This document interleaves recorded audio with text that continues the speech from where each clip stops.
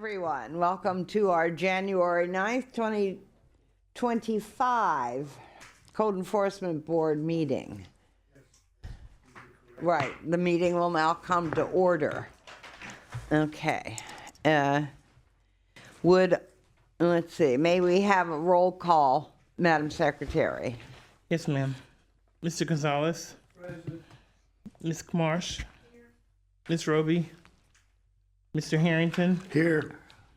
Ms. Himes. Here. Mr. Mahigan. And Mrs. Kindig. Here. We need a motion to excuse Mr. Mahigan and Ms. Roby. Such a motion? Second. Motion, Mr. Gonzalez. Second, Ms. Himes, all in favor say aye. Aye. Like sign opposed. Okay, we have, well, I'll do that during announcements. Approval of the November 14th, 2024 meeting. Everyone had a chance to read? Any corrections? Okay, motion to approve. So moved. Second.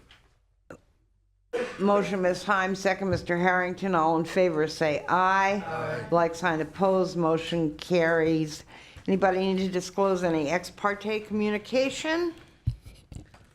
All right. Do we have any announcements, Madam Secretary? Well, let's start this way. Happy New Year, everyone. And I think Mr. Gross, our city attorney, would like to introduce a new member here. So if you'd please do that. Thank you, Madam Chair. And for those board members who don't know me, I'm Ben Gross. I'm the city attorney. Tony Jackson is unavailable today, suddenly, so I'll be sitting here in his place. And with me, I have our newest assistant city attorney, Melissa. Good morning. Welcome. And we also have a new police officer up here today, and that's Sergeant Conley. Welcome to you. Thank you. Okay. Do we have any other announcements, Madam Secretary? Yes, ma'am. Okay.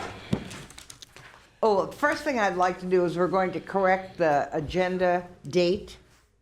Yeah, that's what I was going to say. Okay, go ahead. The first announcement is it should be January 9th, 2025. Right. Okay. On page 2. Uh-huh.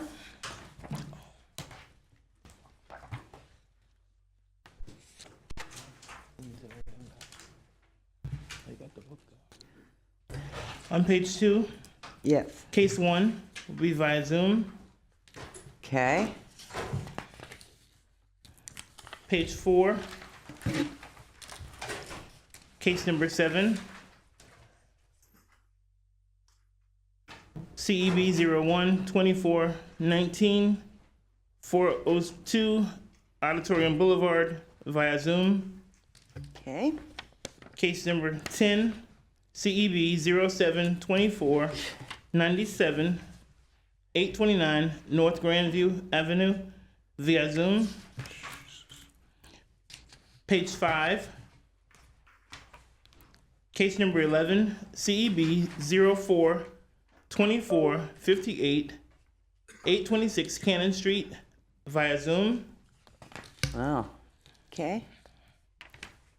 Page 6, case number 18, CEB 06-2492, 642 El Dorado Street via Zoom. Wow. Page 7, case 21, CEB 01-2514, 543 Division Street has been administratively pulled. Page 8, case 24, CEB 01-2527, 2312 North Oleander via Zoom. Which one is that? I'm sorry. 24, case 24. Okay, that's another Zoom. Okay. Case 25, CEB 01-2528, 252 Woodland Avenue is in compliance as of January 7th, 2025. Okay.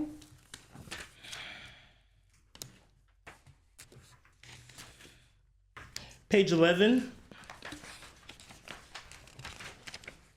case 33, CEB 012510, 1187 Jimmy Ann Drive is in compliance as of January 7th, 2025.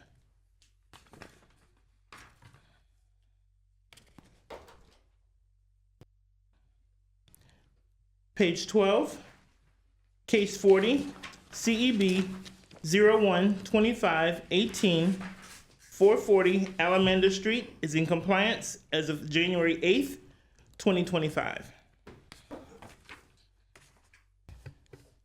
Page 13, case 41, CEB 012519, 457 North Martin Luther King Boulevard, where the first notice, it should say 9/23/24.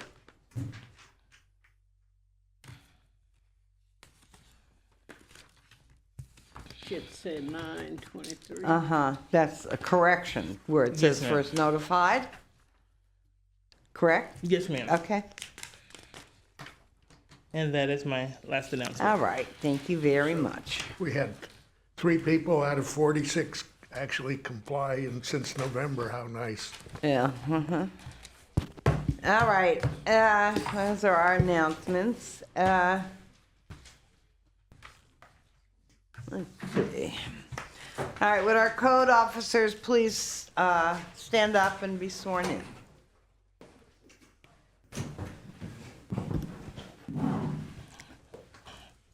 Do you swear to tell the truth, the whole truth, and nothing but the truth? Thank you.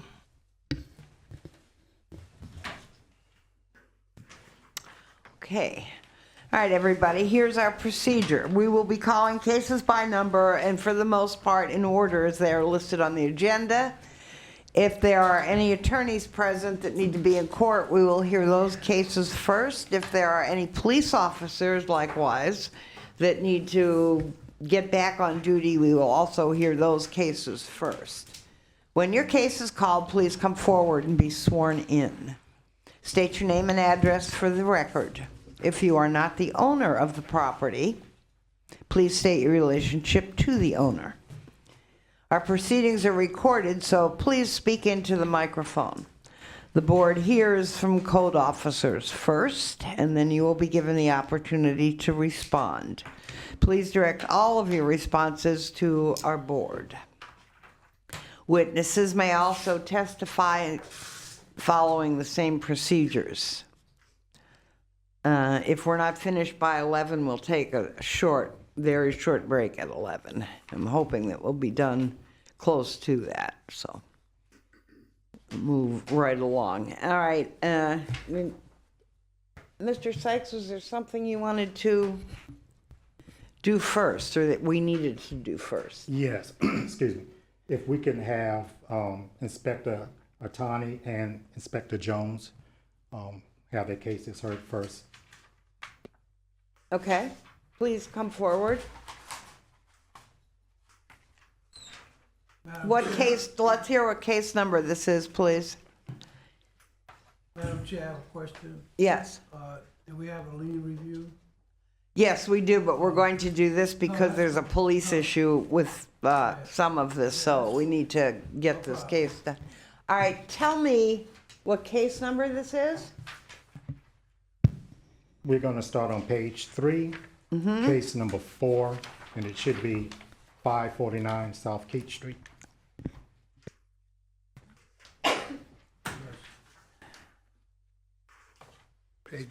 Page 4,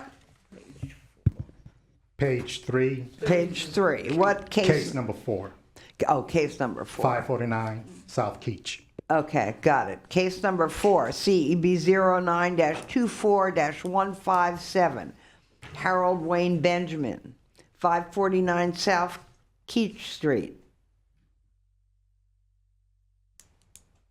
Respondent present? Okay, go ahead. This is a case from before. Go ahead. Inspector Itani, Code Compliance. Credentials are on file. Respondent was first notified on May 31st, 2024. Since the November hearing, I have had no contact with the owner. The boards on the windows have been removed and new windows were installed, but without a permit. Last inspection was January 8th, 2025. The results was non-compliance. Staff recommends a fine of $100 a day with a cap of $10,000. Yeah, my apologies, board members. We're going to change that recommendation to continuance to the next. There was a procedural defect in the order, and we're concerned about due process. So our request is that you amend that order and extend the compliance date to the date of the next meeting. Okay.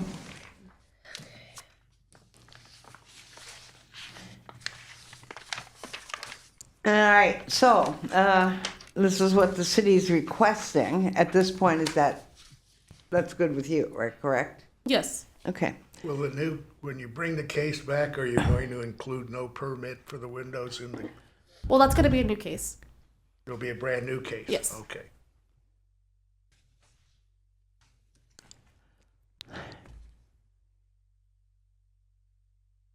Okay. I'm trying to just take all these notes down. All right. The chair will entertain a motion to amend previous order of noncompliance and and continue the case. No, it's going to be a new case. No, the request is to amend the order previously issued to All right. extend the compliance date. To amend the previous order of noncompliance To extend the compliance date. and to extend the compliance date until Next cutoff. the next Next cutoff date, which is 2/5/2025. Okay, I'm going to add, if you're extending the original case, the no permit is not included in it, so we need to address that Nothing issue. precludes the staff from bringing a separate case for a different violation on Right. the same property. Okay. And procedurally, in order for that different case to go forth, there needs to be a notice of hearing, and we need to start from the beginning on that case. Okay. Okay. All right, do I have a motion? Motion, Ms. Marsh, second. Second. Second, Ms. Himes, all in favor say aye. Like sign opposed, motion carries. Okay. Is there another one? Okay, go ahead. What case number would you like to hear now? Go ahead, Mr. Syke. 5. All right, case number 5, CEB 10-24-165, James Robinson at 1137 Madison Avenue. So the respondent was first notified on June 24th, 2024. Since the November hearing, I have had contact with the owner and the contractor. The permit has been applied for, however, it's been waiting corrections. So since the last inspection on January 8th, 2025, the result was non-compliance. Staff recommends a fine of $100 a day with a cap of $10,000. And I apologize. This again is a situation where the order that was issued has a technical error in it, and we're going to change that recommendation to amending your prior order to extend the date for compliance until the next cutoff date, February 5th. Okay, I have a question. go ahead. Yeah, because this is the second case with the same issue, but what is the technical? The compliance date was listed as 2024 Oh. in Okay. the order that Yeah, went yeah. out. Okay. So, just to be clear, we have a series of cases where the order contains that error. In those instances where we know from looking at the minutes that the respondent was here at the last meeting, Right. then we're going to assume the respondent had actual notice of the compliance date, notwithstanding that Scrivener's error. Right. In other situations, in order to make sure that we give everybody due process, because ultimately, if these orders aren't complied with, we have to take additional steps, and the courts are going to look at due process. Right. We're asking for the extension for that reason. Thank you for the clarification. Okay, Chair will entertain a motion to amend the previous order of noncompliance and continue the case until the next cutoff date, which is February 5th, 2025. Such a motion? Motion, Ms. Marsh, second. Second, Ms. Himes, all in favor say aye. Like sign opposed, motion carries. Do we have another one? Case number 6. Oh, boy.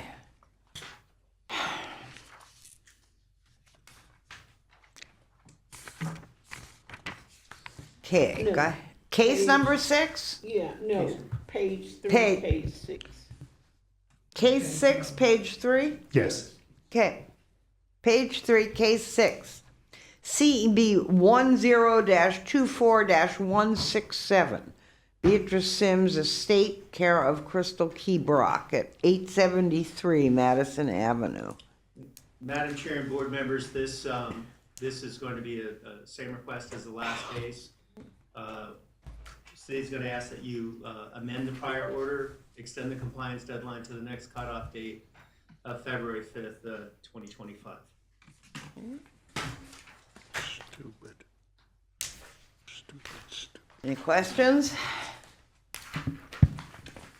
Chair will entertain a motion to amend the previous order of non-compliance and continue the case until the next cutoff date, which is February 5th, 2025. So technically, the motion would be to extend the compliance deadline until the next cutoff date. To amend or rescind? Rescind. Amend, Yeah. right, the previous order. Okay. Is there such a motion? Motion, Ms. Marsh, second. Second. Second, Ms. Himes, all in favor say aye. Like sign opposed. Motion carries. Any more? Page 13, case 41, 457 North Martin Wait a Luther minute. King. Let's get to the right page here. Page 13, yes. Case 41. Case 41. CEB 01-25-19, Gloria Dickerson. At 457 North Martin Luther King Boulevard. So, Sa- Same issue, go ahead. no, my turn. This case was opened on August 21st, 2024. A complaint generated case for unmaintained landscaping, dirt and grime, damaged porch, missing handrails, missing front door, no address numbers, damaged structural members, and a damaged roof. First notice was received on September 23rd, 2024. Compliance was due on October 23rd, 2024. Last inspection was January 8th, 2025, and the result was non-compliance. There has been no contact with the owner. Staff recommends a finding of non-compliance with compliance due by next cutoff. Why are we hearing this case first? Why are we going out of order with it? Because you need to leave. Is that correct? Okay, that's fine. Just want to know. All right, this is a new case. The city has recommended to find respondent non-compliance or respondent come into compliance by the next cutoff date 2/5/2025 or be returned to the board for consideration of a fine of up to $1,000 a day. Such a motion? Second. Motion, Mr. Gonzalez. Second, Mr. Harrington. All in favor say aye. Like sign opposed, motion carries. Go ahead. Next case, please. Next case will be case 42. Okay. Same issue, you need to leave, so we're hearing this case first. Go right Yes. ahead. This is case number 42, CEB 01-25-20, Johnny Noviello at 515 Westmoreland Road. Go ahead. This case was opened on June 26, 2024. A complaint generated case. Could I, I'm sorry to interrupt you, but is the respondent present? No. No, okay. Thank you. Go ahead, I'm sorry. This case was opened on June 26, 2024. A complaint generated case for outside storage, overgrown landscaping, dirt and grime, front and backyard parking, trash and debris, dilapidated fence, junk vehicles, and dilapidated metal door, and the color of the house numbers. First notice was received on July 5th, 2024. Compliance was due by August 5th, 2024. Last inspection was January 8th, 2025, and the result was non-compliance. There has been contact with the owner. Staff recommends a finding of non-compliance with compliance due by next cutoff. Any questions? Chair will entertain a motion to find respondent in non-compliance or respondent come into compliance by the next cutoff date, February 5th, 2025, or be returned to the board for consideration of a fine of up to $1,000 per day. Such a motion? Moved. Motion, Mr. Harrington, second, Ms. Marshall. In favor, say aye. Like sign opposed, motion carries. Okay. Go ahead. Next case would be, are we doing 43? Because that's your case It'll as be well? 43 through 47. Oh, so we're doing all, okay, we're going to do all of these. Okay, that's just fine. So these are all just compliance or non-compliance. Okay. This is case 43, CEB 01-25-21, Willie Mae McCoy Estate. Respondent present? Yes. Where? Please come forward if you'd like to speak. This is just whether you're in compliance or not in compliance today. We're going to hear from the code officer. Well, state your name and address for the record, please. My name is Tracy McCoy, address 332 Dilly Street. And be sworn in. Is that Tracy with the Y? No, 2 E's. 2 E's. The last name again was McCoy. McCoy. Do you solemnly swear or affirm the testimony about to provide is the truth, the whole truth, and nothing but the truth? Yes, ma'am. Thank you. What is your relationship to Willie Mae McCoy Estate? That's my grandmother. Grandma. Okay. And you're part of the estate, I assume. Yes, ma'am.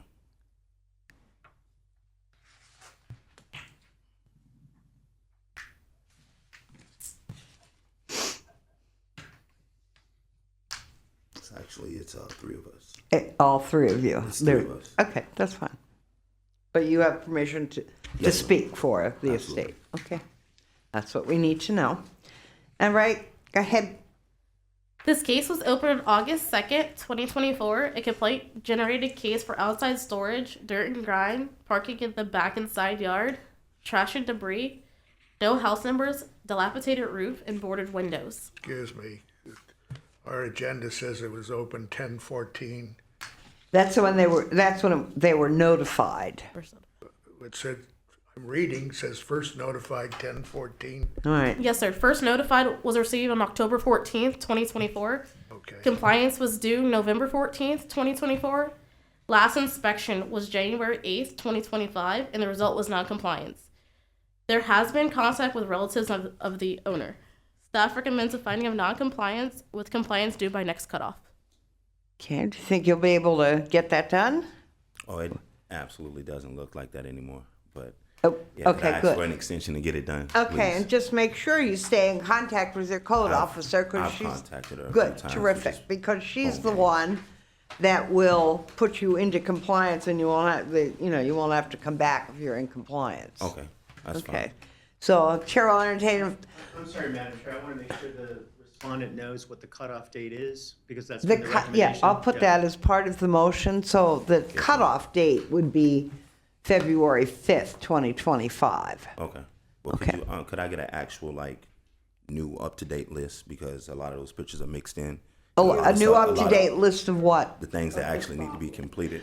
You would 'cause need it's to been some speak, stuff done. you will have to, you would need to speak to your code officer, and she will tell you exactly what you need to do. We don't put you in compliance, she does. Okay. So she would be the one to tell you exactly what you need to do. Okay? So you can talk to her after, before, tomorrow, whatever, so you know exactly what needs to be done. One more And, question. go ahead. As far as the compliance thing, what's your rules and regulations as far as these privacy fences go? What's He the can go. question, sir? What is he The asking? gentleman asked what the rules are regarding privacy fences, and that's really something that you'll have to work out with staff. Yeah, the board's going to establish a cutoff date of February 5th, 2025. Okay, that's fine.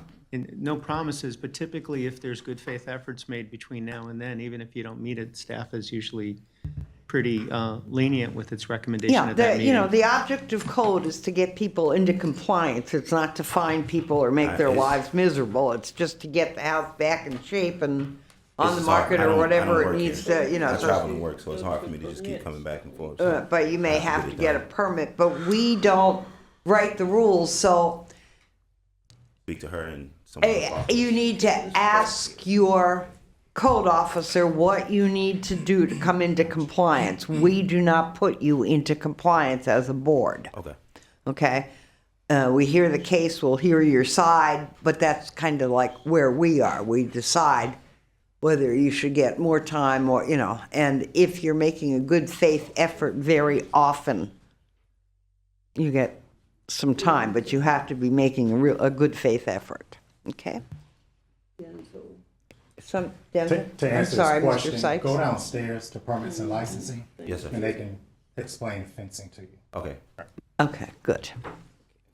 All right, the chair will entertain a motion to find respondent in non-compliance or respondent come into compliance by the next cutoff date, which is February 5th, 2025, will be returned to the board for consideration of a fine of up to $1,000 a day.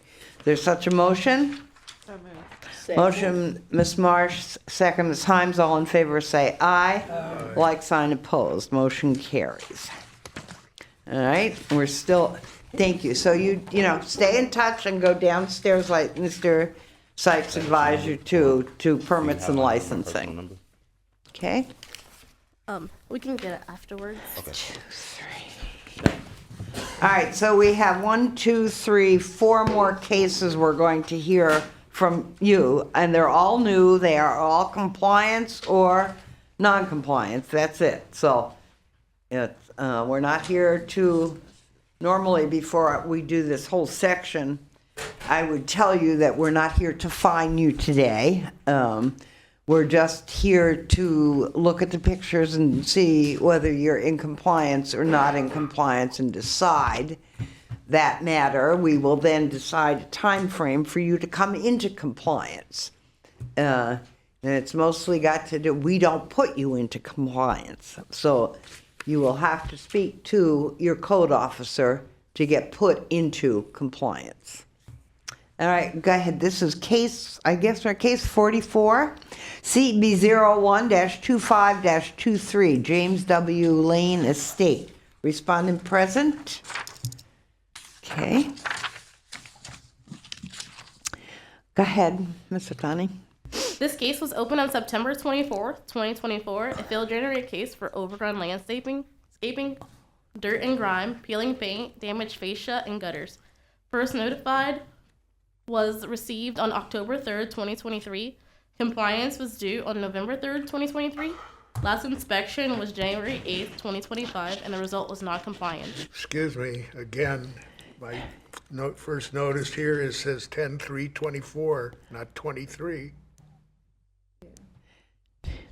The case was opened on September 24th, 2024, and the first notified was October 3rd, 2024. You said You 23. say 23. Oh, I'm sorry. I'm sorry. Okay. Okay, have you had contact? With the son of the estate, yes.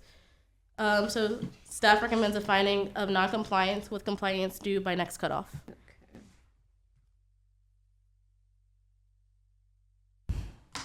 And no one is here for this case. Okay, Chair will entertain a motion to find respondent in compliance or respondent come into compliance by the next cutoff date, February 5th, 2025, or be returned to the board for consideration of a fine of up to $1,000 per day.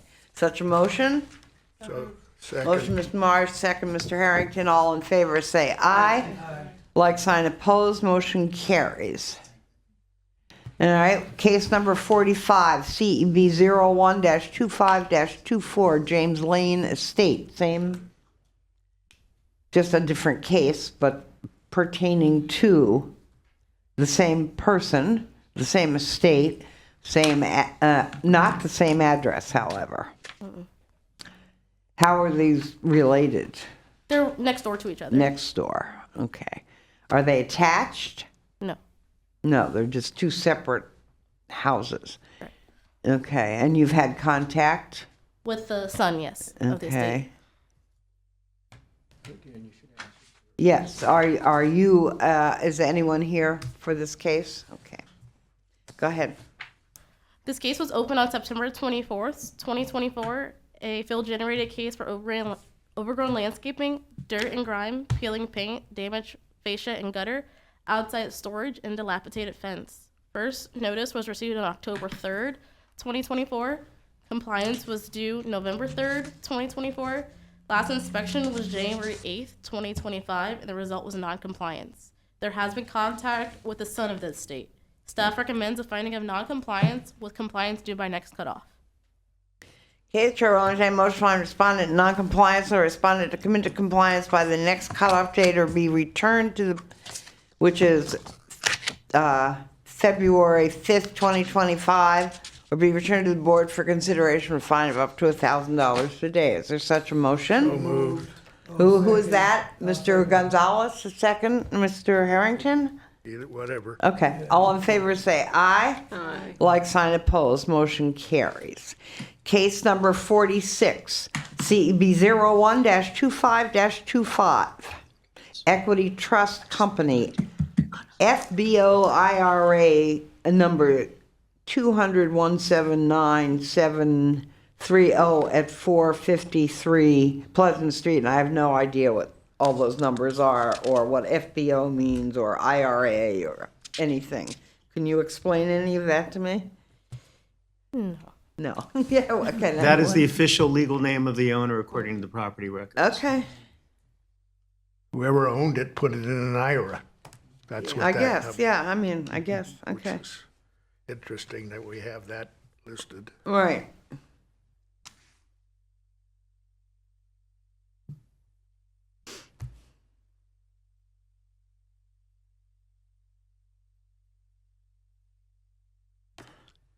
Respondent present? Okay. You had contact? No. Okay. Go ahead. This case was opened on September 23rd, 2024. A field-generated case for outside storage, overgrown landscaping, peeling paint, parking on the grass, and junk vehicle. First notice was received on October 4th, 2024. Compliance is due by November 4th, 2024. Last inspection was January 8th, 2025, and the result was non-compliance. There has been no contact with the owner. Staff recommends a finding of non-compliance with compliance due by next cutoff. Any questions?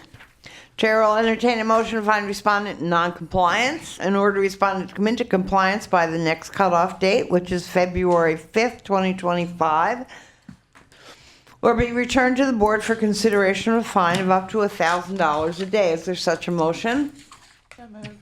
Second. All right, motion, Ms. Mars, second, Mr. Gonzalez. All in favor say aye. Like sign opposed, motion carries. Okay, 1, 2, 3, now.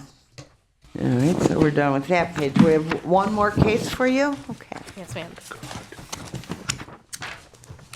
All right. This is case number 47, CEB 01-25-26, Burke Family Trust. Legree Burke and Cecil Burke, trustees, at 409 to 415 Walker Avenue. Respondent present? Yes. All right, please come forward and be sworn in if you'd like to speak. Good morning. Good morning. State your name and address for the record and be sworn in. Ray McLeod, 955 Magnolia. I'm sorry, I didn't understand your name. Ray McLeod. Mr. Burke is here. This is his contractor. Okay. Oh, sorry, Dr. Burke. Ray McLeod. Yes. I'm representing the Burke family as the contractor for being You're hired to you're do the work. contractor? Yes. And you have permission to speak for them? Yes, For the trust, the Burke family? Exactly. And who do we have here coming up? This is We need to have you sworn in, state your name and address for the record and be sworn in. My name is Dr. My name is Dr. Legree Michael Burke Jr., eldest son of Legree Burke Sr. and Cecile J. Burke. My address is 741 Tilton Street, Bronx, New York, 10467. You raise your hand again. Both of you can raise your right hand. Do you solemnly swear or affirm that the testimony about to provide is the truth, the whole truth, and nothing but the truth? Yes. Thank you. Just a quick question, if I may. Go ahead. Madam Chair. And Dr. Burke, you're the son of one of the trustees. You're authorized to speak on their behalf and to represent them? Yes. Okay, thank you. All right. All right, we will hear from our code officer, Mr. Tani. Go ahead. This case was opened on January 9th, 2024, a failed January case for overgrown landscaping, dirt and grime, peeling paint, trash and debris, damaged front door, no house numbers, and boarded up windows. First notice was received July 15th, 2024. Compliance was due by August 15th, 2024. Last inspection was January 8th, 2025, and the result was non-compliance. There has been contact with the owners. Staff recommends a finding of non-compliance with compliance due by next cutoff. Okay, is there something you'd like to tell us? Uh, Go ahead, either one of you. okay, I would like to say something to that. Go ahead. We have been made progress, since I've been hired. Uh-huh, To good. take care of the issue. Great. we're going from the violations, Uh-huh. one at a time, right? We Good. contracted, signed, sealed, and we have made progress. Good. That's what we like. Extreme progress we made. Good. Property. Okay. I was thinking you may have had pictures of before and after the show.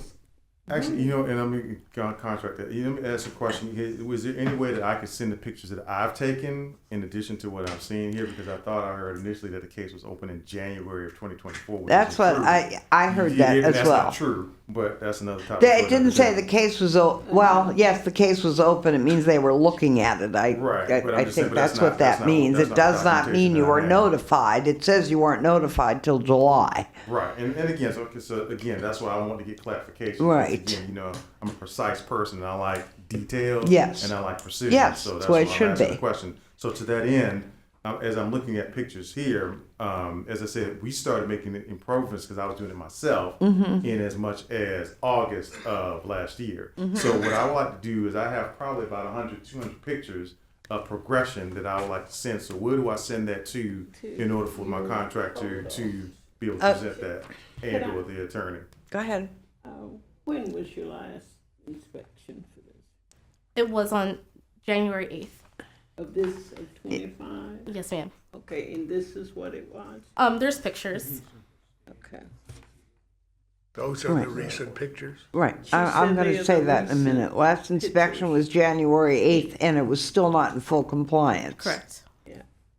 I have a The question. pictures are up. Okay. I see them, that's what I was asking. So There could should you be tell one us more. without the Madam Chair, I have a pictures? question. Oh, go ahead. My question is to the contractor who states that there's been a lot of progress made. So if he could take a look at the notice and let us know what in the notice has been corrected. Okay, well, I think what we need to establish here, first of all, is that we are not going to put him in compliance into any of these things until the code officer Well, I understand that, but. says that. Well, I think he needs to understand that we're not the ones that put you in compliance. It's your code officer. So the pictures actually, I guess, need to be shown to your code officer. And until you're in full compliance with all of these things, then it would be considered still non-compliance. It doesn't mean that we won't give you time to come into compliance. It just means that you're still not in compliance. That's all we're doing today. I understand. Okay. Okay. So, but you really need to be in touch Right. with. We spoke earlier. Okay. And it was in agreement, that I would have it complete by the 5th. Okay, that's wonderful. That's what we're looking for. Okay. All right, Mr. Gonzalez, are you satisfied with that now? Yeah. Okay. By the 5th, for sure. Okay. All right, so when you think that you have completed things, please contact your code officer She's the one that is going to put you into compliance. Understand. And if she puts you into compliance, you won't need to come back here at all. Right. Okay? Okay. All right, thank you. Thank you.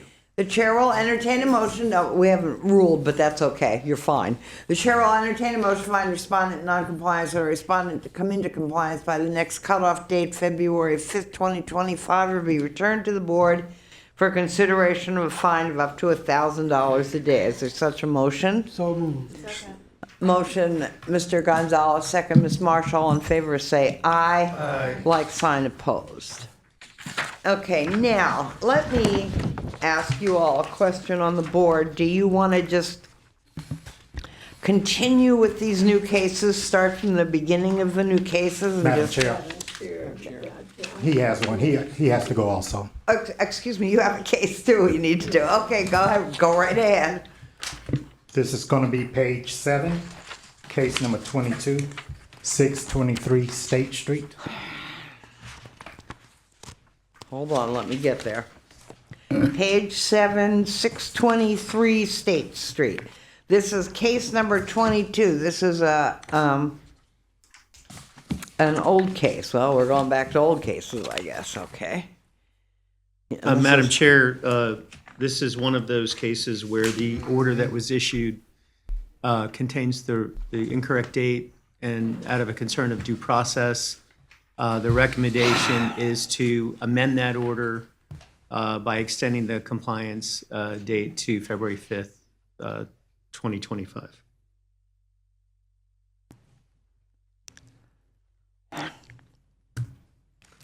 All right, let me read this case number and let's get this squared away here. Case number 22, CEB 10-24-161, Gloria Dickinson at 623 State Street. Is anyone here for that case? No. Okay. All right, go ahead, Mr. Jones. So what we're doing is, because this was noticed the wrong way, The order was incorrect. order was incorrect. What was incorrect? The order lists a compliance date of 2024.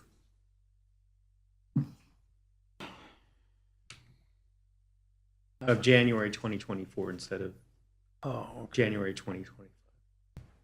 That's a Scrivener's error, but because the respondent wasn't here at the last case, that could create a potential due process The issue. contractor was here last time, but that is not, yeah. Yeah. Okay. And because of potential due process concern Right. with concluding code enforcement, our recommendation is that you amend that order. The order by this board was correct, it was just transcribed incorrectly. That you amend the order to extend the deadline for compliance to February 5th, 2025. Just as a question, is it in compliance or not? No, it's not in compliance. Okay, thank you. Madam Chair, I motion that we extend the order until the next cutoff.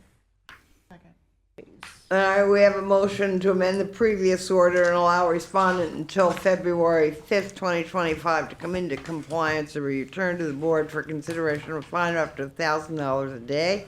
We have a second from Ms. Marshall. All in favor, say aye. Aye. Like sign opposed, motion carries. Now where are we?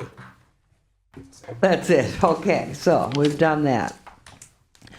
All right, I guess because there's so many because there's so many Zoom calls, let's go back in order to do this, because I don't want to get all these Zoom calls messed up either. No, I agree, we should go in order. Well, good luck. A little late for that, but we're going to go back to the lien review, go back to the old cases, and go back to, and then finish up with the new cases, as is our usual procedure. And it's particularly important because there are people that are, that IT has to get on the phone, so changing all the orders around and doing all that is probably not in our best interest for moving the meeting along. So we're going to do the lien review right now. And the lien review is number 1, CEB 07-24-99 Sunrock Capital LLC at 610 Division Street.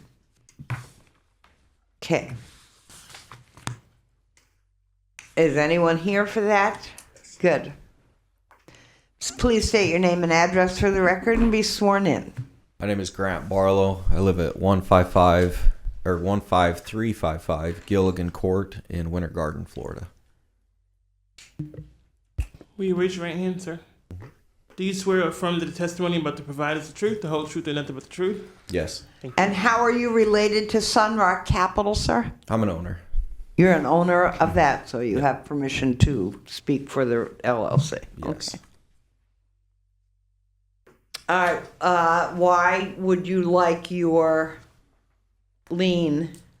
You get to speak first, and lien reviews, Okay. you get to speak first. Why would you like the lien review? Yeah, this is a property that I purchased it sight unseen, which I shouldn't have done. Which you should have Should done, not should have not done. have Should done. not have done. Uh-huh. You know, I was told Is that it this was the first time you've ever done that? Purchased a property yeah, sight unseen? Yeah, it is. Mhm. And I was told that it was tenant occupied, but they were going to be moving out before closing. Uh-huh. Who told you that? The sellers. The seller. Okay. So, Okay. but you know, it was obviously not. It was occupied, but it was occupied by vagrants that were around that area. Mhm. So, Did you have anyone come look at the property at all? I didn't. Okay. I did not. So I looked at it online. So, Yeah, I said it's a yeah. business model of sorts, but it doesn't and always work it's out, not a does business it? model Okay. of sorts. Yeah, it's a way to lose money. So, so I did buy it, you know, and we realized what kind of a mess we're into. We did a lot of work to it. We didn't realize that there were no utilities connected to it, so we actually paid impact fees and connected water and sewer from the street with the city. We you know, replaced the roof. We've done a lot to it, you know. Well, in order to get a lien review, you have to be in compliance. Right. You can't come before us and ask for a lien review if you're not in compliance. Yeah, So I mean, and we're assuming you know, you got the work done. bringing it into compliance. You know, this was I've done a lot of construction, a lot of remodels. This was a very, very, very significant, you know, repair that had to be done to this. Just a lot of man hours because of the shape that it was in, and you know, the amount of trips to get vagrants out over and over again. Finally, getting it on the no trespass list. You know, contractors showing up and leaving because people were sleeping on the front porch. I burned through over a dozen contractors on this property that just went out and said, we're not going to help you on this one. So, you know, that I think, you know, the biggest problem on this property wasn't that we didn't know how to do it. It was that we couldn't find people who were willing to do it. And that was a major problem for us. And I struggled with it all the way to the Why end. weren't they willing to do it for you? There's vagrants that camp in the corner lot across Okay. like kitty corner to it. Uh-huh. And just that area is not that bad. It's really close to here actually. But that street is terrible. That section right there. I think there's a house right next to it that's like a boarding house of some type. Somebody's using it like that. It's a 2-story building. And we've just had a hard time getting anyone to agree to park a truck there, to work there, to do anything at that property. And The bottom line is, though, that you got all this work done. we got it done. We're literally set to lose, close to $100,000 on this property. And I don't know how my business is going to stomach it, to be honest with you. So it's devastating. So. And I'm going to let our board members chime in now and ask questions if they'd like I'd like to. to hear from Ms. Kirk. All right. What would you like to say, Ms. Kirk? Good morning, Sarah What Kirk. is the city's position? Okay, Sarah Kirk, inspector with the city. My credentials are on file. Mr. Barlow, he did maintain contact with me throughout the case. This case was initiated by the police department, Daytona Beach Police Department. It was a squatter issue. Went to the property. Mr. Barlow immediately put it on the no trespass list once I notified him. It was if you show the previous picture, it was an unlivable home. There was, like you said, no water connects, no sewage connection. Now it's livable. You know, it's move-in ready. So that's a nice, you know, thing for the neighborhood, you know. So with that being said, staff has recommended to reduce the lien to 5,000.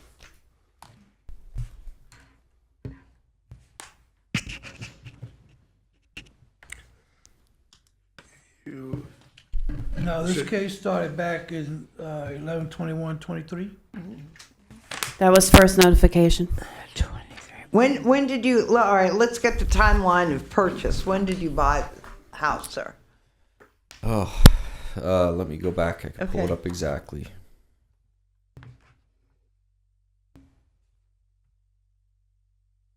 Closed on this property.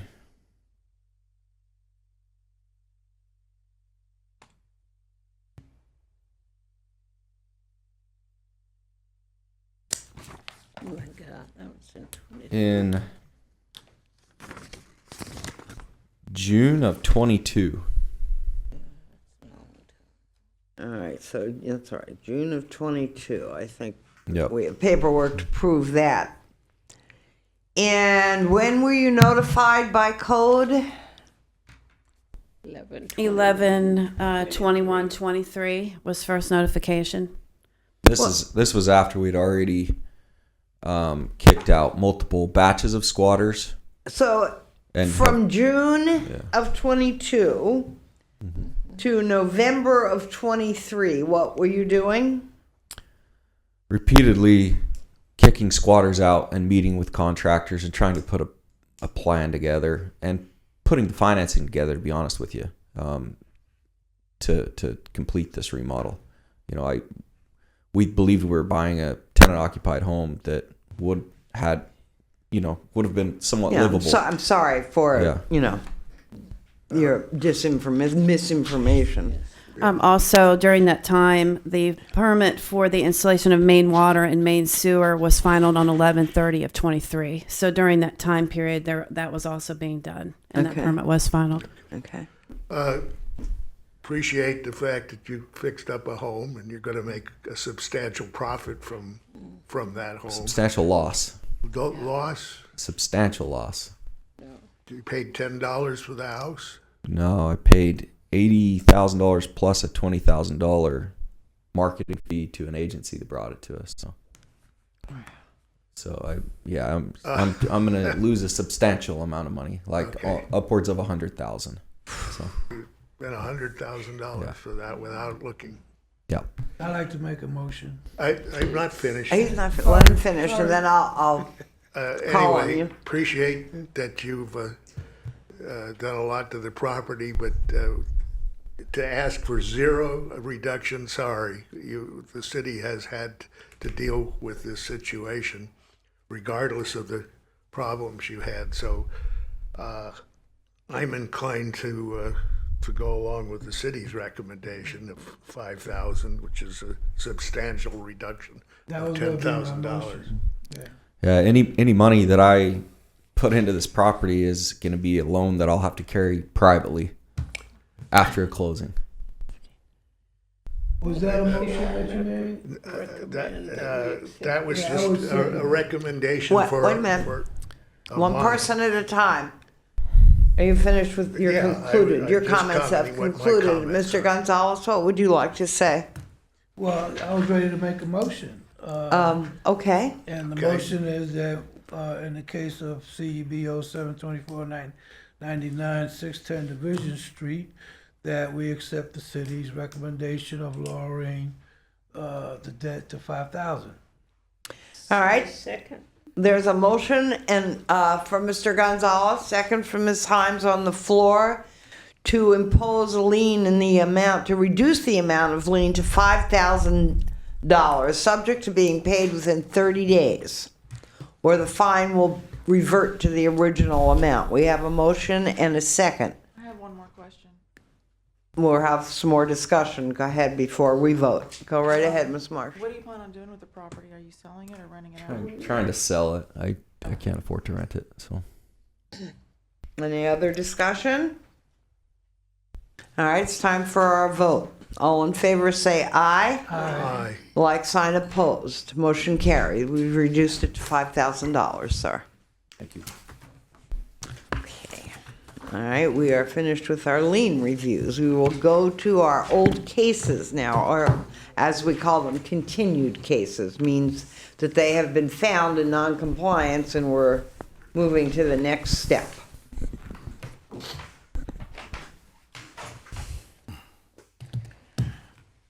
All right, we have a Zoom call. A Zoom person ready? Case number 1, CEB 05-24-71.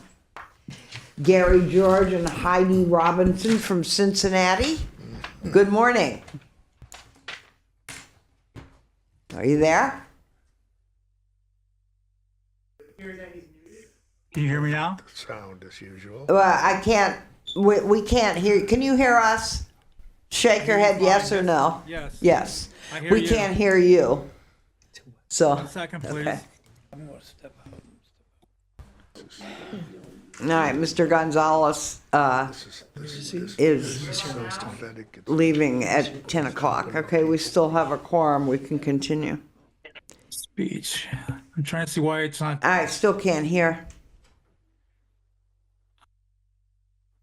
We gotta get some more new equipment. Yeah, I think my equipment is pretty new, but it should be. Are we there yet? Sorry, pardon. New stuff.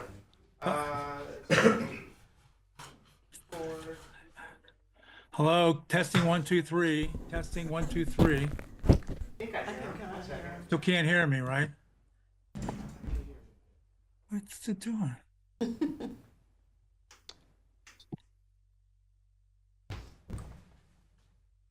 Access, 1 second.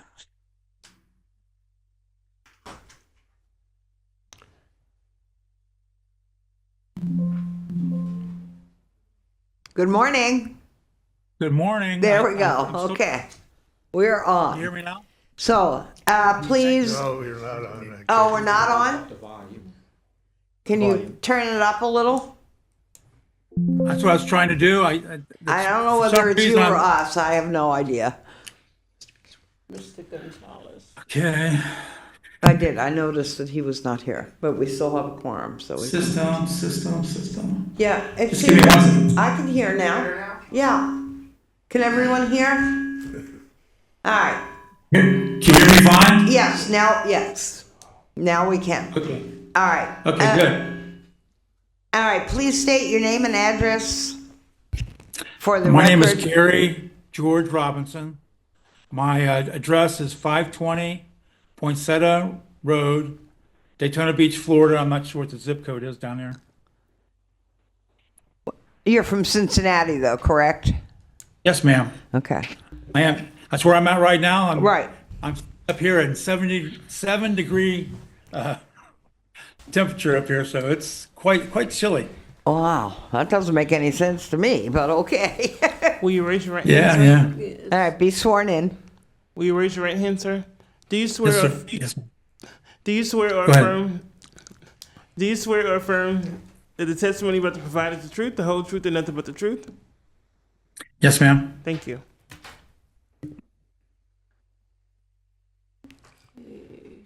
All right. All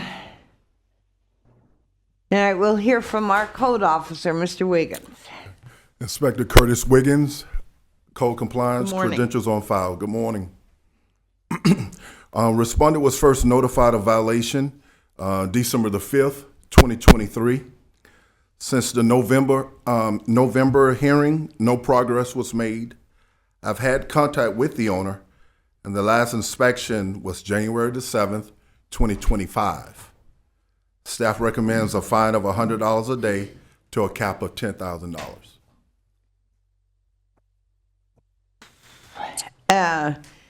I see the cap at 10,000. Is that a single family owner occupied Yes. house? Yes. Except he doesn't live there. No. But you're not renting it out. No, it's not in no condition to do anything with right now. Well, hold on 1 second. I want to make note that Mr. Gonzalez has returned.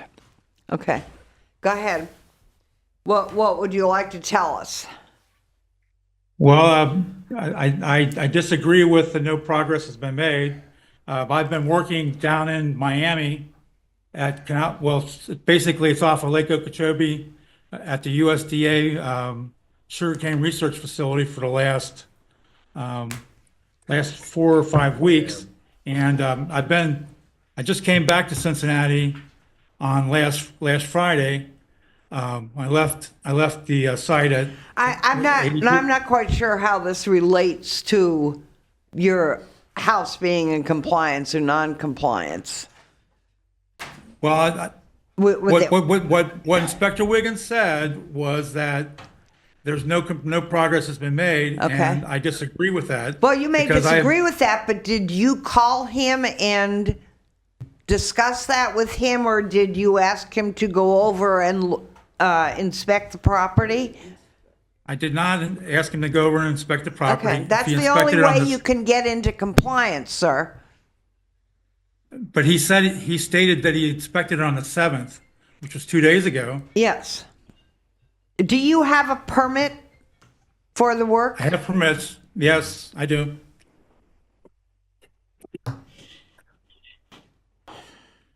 I do have a permit. Yes, ma'am. When do you expect to be finished this?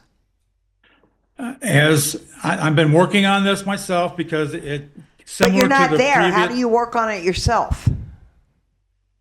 As I stated, I have a job in Miami where basically I come up and work on it during my off days. I've put about 7 days in over the last 3 weeks working on the house Okay, myself. now, you were first notified in 2023. We're now in 2025. What's the holdup been? Well, it's just been, well, it was the original notification was due to the previous owner had a violation that Mr. Wiggins was following up on when he cited me for this thing. I had bought the house. I was in the process of cleaning the place up and trying to get things together to see what was going on with it. And kind of like the previous guy, there's a lot more wrong than I expected to find. So I basically started removing the walls, and that's what Inspector Wiggins cited me on. Which, I mean, I'm trying to get to the point where I can get the insulation done. I've been working with contractors. I've installed a new roof. I've installed new windows. I've put a lot of money Do into you this have thing. permits for all of this? Yes, ma'am. I have got permits every time I've done these different things. Can you confirm that, Mr. Wiggins? Yes, he had permits for the windows, which Uh-huh. has been finalized. The permit has been finalized. Okay, window permits But the interior finalized. renovation, Yes. that's the one that we're dealing with now. That is what we're dealing with. Yeah, and nothing basically has been done since. Is there a permit for that? Yes. There is a permit that has been issued. When was Correct. that permit issued? I think around September, October. I have to look at Okay. the system. Okay.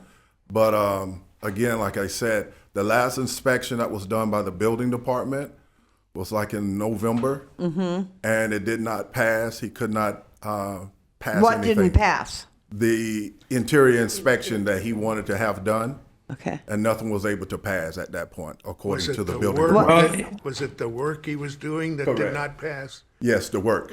Okay. Excuse me. The reason it did not pass was because it was not complete. What the building inspector stated was that the whole place had to be ready to go before they could pass me on the permit that I had. So I'm basically going to have it completely ready to go before they can. Well, with the what plumbing, what do electrical- you mean by completely ready to go? What does Plumbing, that mean to you? electrical, and all this stuff has to go. They say it has to all be ready at the time for them to come and inspect it. Okay. And it's not done. And that plumbing is- part of it is not done. The electrical part is nearly complete. The plumbing is nearly complete. It's just a matter of I got to get the final Okay. pieces together for it. Yeah. All right. Ms. Himes? Mr. Wiggins, what is the city's recommendation again? $100 a day to a cap of $10,000. Okay. This is basically going to cost. I don't understand this. I mean, I have tried to be in compliance. The original thing he cited me for, I stopped everything I was doing to get that done. And that was from a previous owner's issue. And now you're trying to hit me for $100 a day? That is ridiculous. Well, I'm I'm sorry. sorry, That's what the city is recommending. We're considering that. You are that's- being cited for no permit for interior renovation. We do not have, You do have a permit for that. but it is not completed, and you have to have it completed. The work must be completed before he can put you in compliance, which means the building inspector has. I'm not going to give you advice as to what to do. Have you been in contact with Mr. Wiggins all along? Yes. And so you know what the steps are that you need to follow to come into compliance. I'm getting confusing From whom?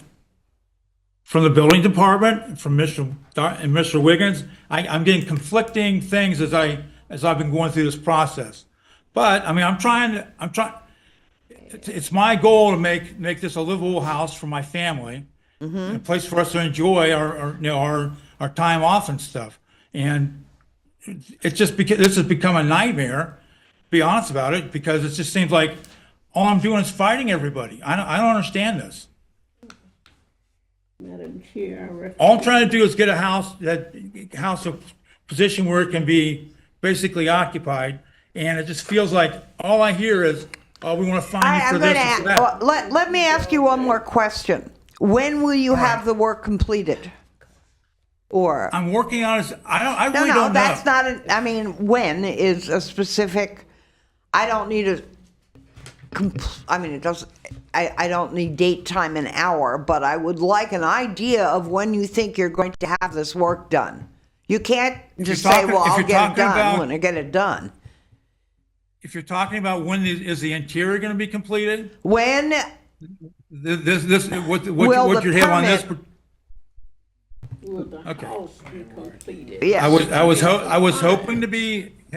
was hoping to make more progress than I did.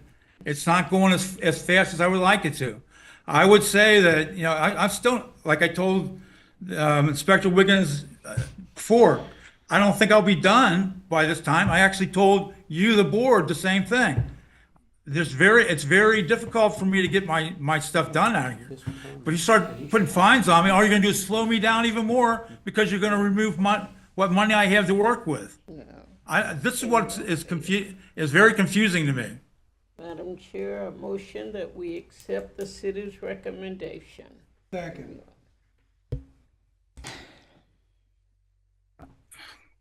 $100 a day is way. Excuse me, we can't give you advice as to how to proceed. We can tell you you need to stay in touch with the building department and Mr. Wiggins, and they can do that for you. We cannot do that. At this point, I have a board member who has made a motion to impose a fine of $100 per day, effective today, and continue until compliance is achieved or reaches the maximum of $10,000. And that motion was seconded by Mr. Gonzalez. Is there, and the motion was made by Mrs. Himes. Is there any more discussion from the board? I think it would behoove you to, oh, I'm not going to say anything because you need to talk. What I'm trying to say is what you're basically saying is you're going to charge me $10,000 because I don't think I can get done. What is it? $100 a day? That's 10 days is $1,000. So you're saying that, There's a motion on the floor. It is. I mean, This case has been going on since the 2023, since November of 23, right? That's almost 24. I agree it's a long time. right. But it's also a long time for me trying to get this work done. There is a motion, it's been There is a seconded. motion and a second on the floor that, and I think everybody's had their say. Is the city changing their position in any way? No. Okay. we have a motion and a second. Let's have a vote. All in favor say aye. Aye. Like sign opposed. Motion carries. We have issued a fine. So of do I have any appeal process I can go through? I am totally shocked here. Well, you may Lien be review. shocked, but you need to talk to the building department. You need to talk to your code inspector. If this comes into compliance and you get it into compliance, you may come back and ask us for a lien review. A lien review is when we consider removing the lien, lessening the amount of the lien that we placed on you if you haven't paid it. But you have to be in compliance to do that. But we are not the people you come to for advice on the laws of the city. You will have to, once again, when was the last time you talked to the building department? I believe it was before the last Okay. hearing. Last meeting, yeah, that was in November. Okay. All right, so we've made our motion, we've made our ruling.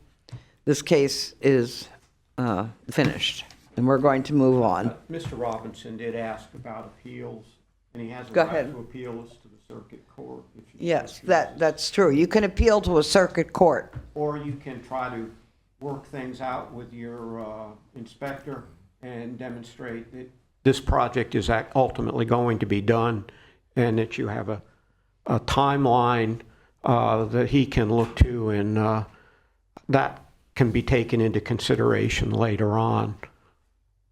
Under a lien review Under a or lien under review. a fine, correct? Yeah. That's correct. Okay. All right. All right, thank you, All I right. guess. All right, now, case number 2 is CEB 10-24-170. Carol Zaranana at 834 Marion. Mr. Klieg. And first of all, is there anyone here? Okay, Mr. Madam Klieg. Chair, this is one of those cases where the order that was issued reflects an incorrect date, compliance date of January 2024. Next cutoff.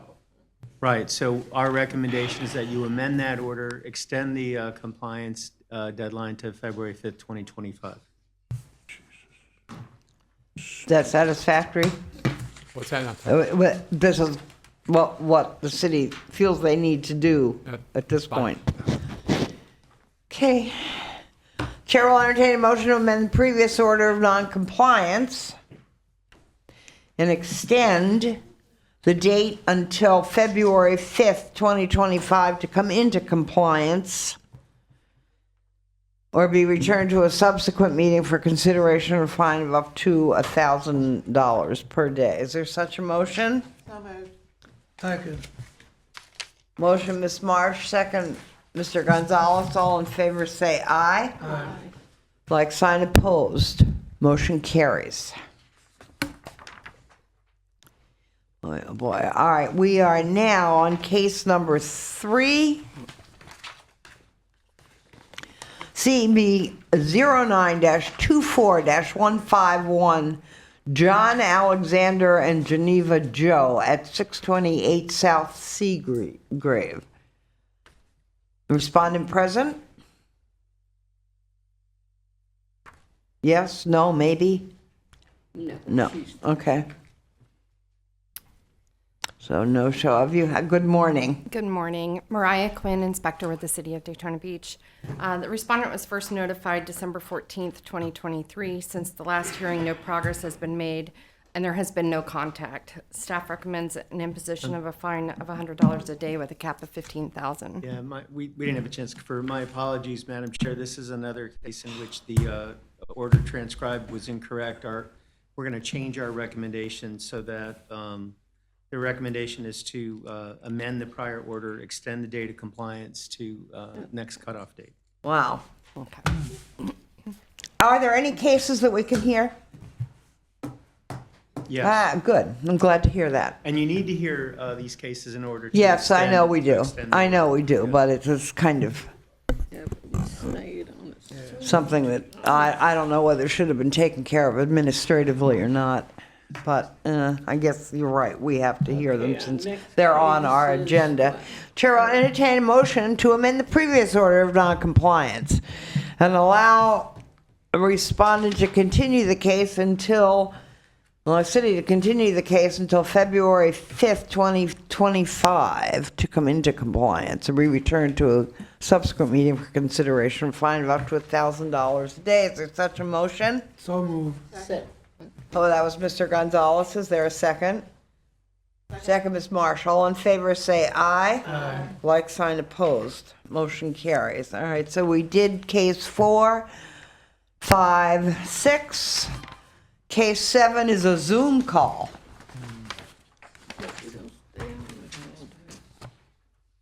Mr. Stenson, good morning. Do we have the Zoom person there? This is case number 7.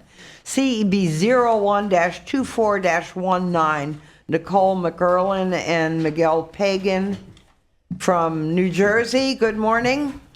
Good morning and Happy New Year. Thank you. Same to you. Thank you. Okay, state your name and address for the record and be sworn in, please. Nicole Mackerline, 992 Broadway, Norwood, New Jersey. Can you raise your right hand?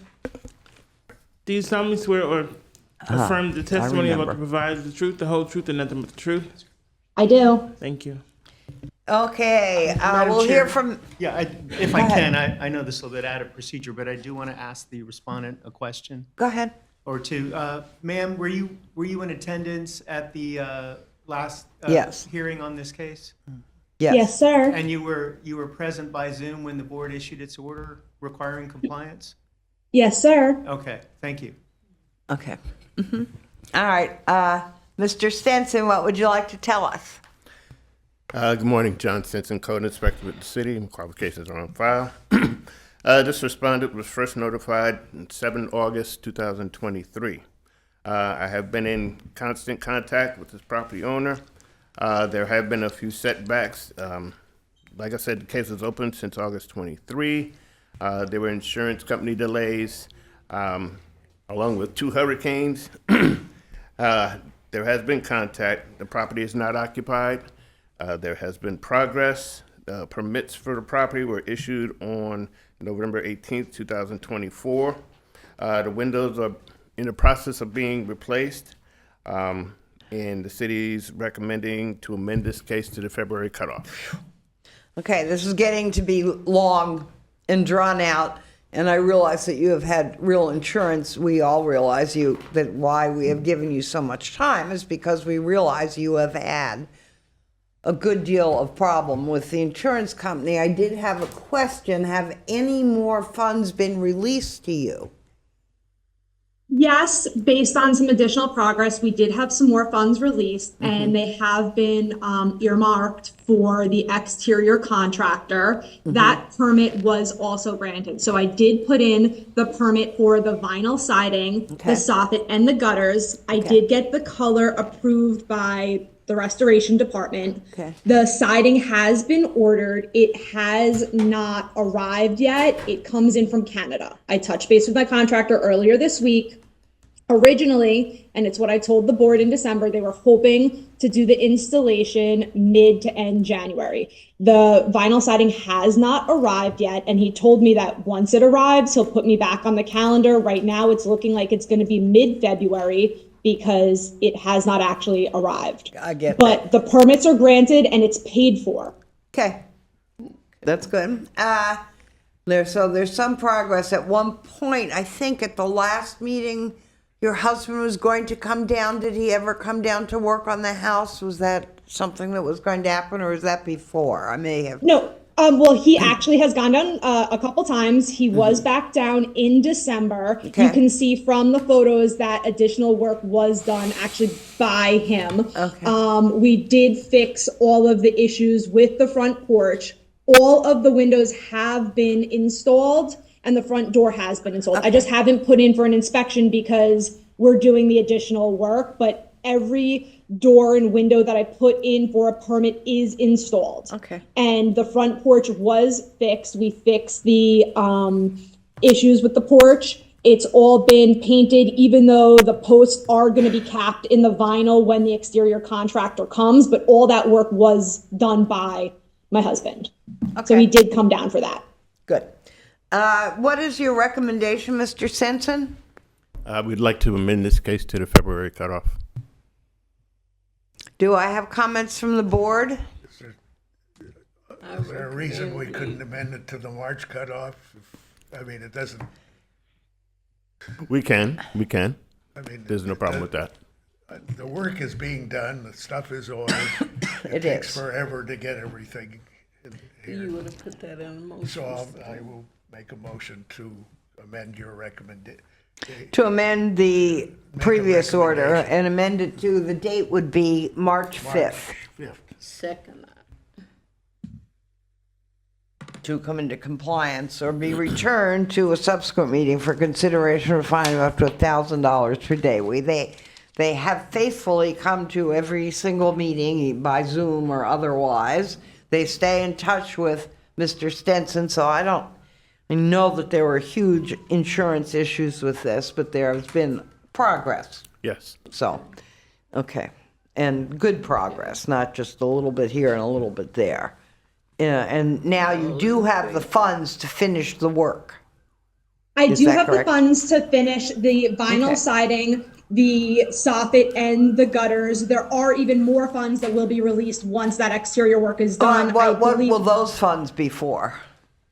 I haven't started the inside of the house. So You haven't what? Well, I'm sorry. I haven't really started the inside of the house. It has been gutted, but there was also interior damage when the windows were blown out. So I'm trying to get the exterior done to get in compliance with Daytona and fix my compliance case, and then I'll worry about the interior. So my priority has been Okay, getting these just to violations. deal with the issues that are in front of us. Okay. Yes, ma'am. All right, did we have a motion? I'm sorry.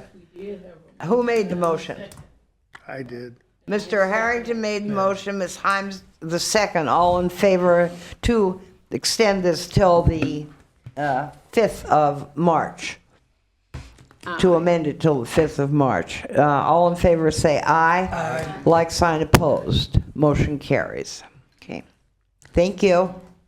Thank you all. Have a great day. You too. You too. Thank you. Case number 8.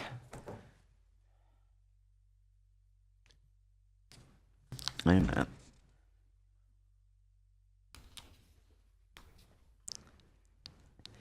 Case number 8, CB 06-24-93, Matthew Michaels. Mr. Michaels here?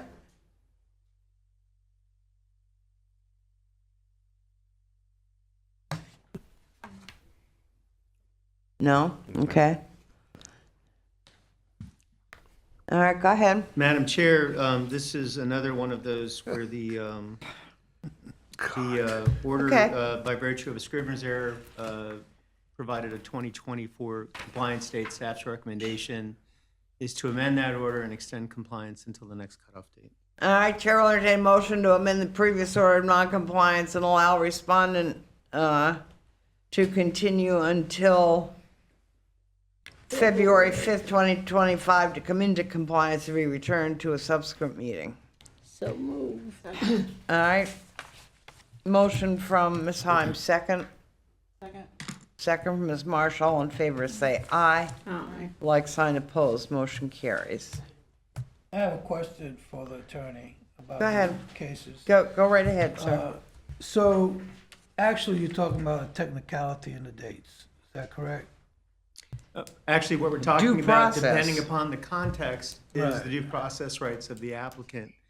And if the code case were to go forward in the event of noncompliance, and we Right. were, say, for example, taken up on appeal, or alternatively, recording a lien that we would then try to foreclose on, Right. recording those cases would bring up those due process issues. Right. And So so, it had- what we ultimately want Yeah. is enforcement and compliance. Correct. We think we should Right. take this. Right, yeah, sure. So it has to be that specific date, or is there a reasonable window? It has to be proper notice. but can't be no. The due process issue arose because there was a notice given, so it would have to be the date of the hearing. Okay. Yeah, it does have to be date specific. Right, okay. So how do we avoid this issue in the future? Well, these were clerical errors. Presumably, staff would review their procedure to avoid those in the future. Good, good, that would be good. Yeah. Next case is what? Next case. Case number 9, CB 07-24-129, Coast to Coast Promotion Marketing Company. Morning. Good morning. Please state your name and address. Daniel Prieto, 224 Zelda, Daytona Beach, Florida. So you are, how are you related to the marketing LLC? I'm the owner. You're the owner and you live in Ormond, correct? Correct. Okay. Has he been sworn? No. Would you please state your name now? Yeah, be sworn in. Do you swear or affirm the testimony you're about to provide is the truth, the whole truth, and nothing but the truth? I do. Thank you. And Madam Chair, if I can, sir, you were at the November 21st, He was. 2024 Yeah. Code Board hearing. He We need was. him to testify to that, please, madam. Thank you. Okay. And at that meeting, you were present when the board gave you a compliance deadline of January 2nd, 2025? Yes. Okay, all right, thank you. So can we proceed legally with this case? We can. Okay. All right, go ahead, Mr. Stenson. Good morning. John Stenson, Code Inspector with the city, and qualifications on file. This respondent was first notified on 22 April 2024. They were cited for unpermitted property renovations. They installed a front and rear porch, along with other issues on the property. The permit was issued on 9 September 2024. There have been 2 partial inspections. I have been in contact with this owner. The property is not occupied. There has been some progress. However, work does continue on the property. As of right now, city is recommending imposition of a fine of $500 a day to be capped at $15,000.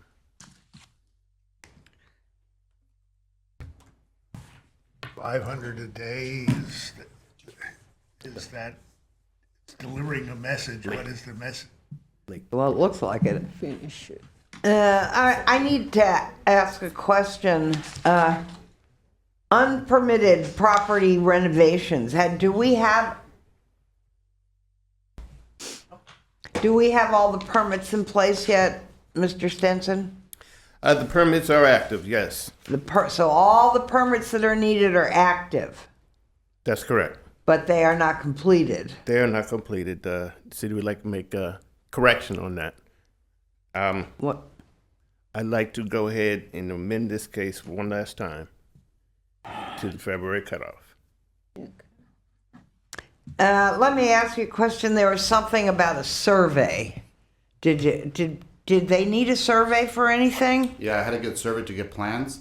Okay. That took forever, so. Okay. And then I That was did- part of the big holdup, wasn't Well, it? what happened was is the front porch and the rear porch is what stopped me. I passed it. I had to get plans for that. And then they did a walkthrough last month. Mm-hmm. And so I was advised to get an engineer. And now I'm getting an engineer in 2 weeks to get a letter so we can get a final inspection. I should be in compliance by next month. Oh, good. That's wonderful. That's what we want. Okay, and the city's agreed to give you the extra time. So, Did I hear Mr. Simpson correctly when he said this is the last time extension? Yes, ma'am. and you heard that. I'm fine with that. Okay. Chair will entertain a motion to amend the previous order of noncompliance law respondent until February 5th, 2025 to come into compliance or return to a subsequent meeting for consideration of a fine of up to $1,000 a day. Is there such a motion? So moved. Motion, Ms. Hodge. Second. Second. Mr. Harrington, all in favor say aye. Aye. Like sign opposed, motion carries. Thank you. Okay. All right, case number 10. CB 07-24-97, Norma Arndt, This is a Zoom call. Do we have at 829 North Grandview? Is that person available? Yes, I'm here. Okay.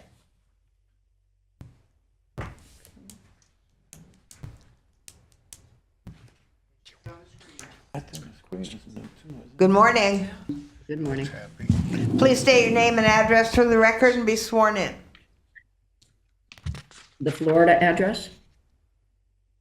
What? Your address. Give us your address. We have Norma the property address at 829 North Grandview. Go ahead.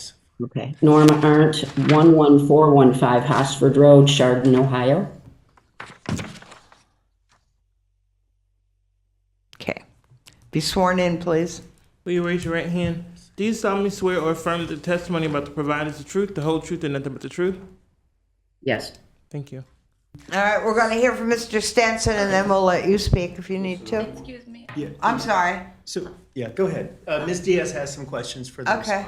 respondent. Ma'am, how are you today? I just wanted to confirm that you were present at the last hearing. Yes. Do you recall the order given to be in compliance by January 2nd of 2025? There was some problems because I actually ended up receiving a lien and a fine, although that's not what was said, and that got reversed. Do you recall the order date of January 2nd, 2025? Yes. Thank you.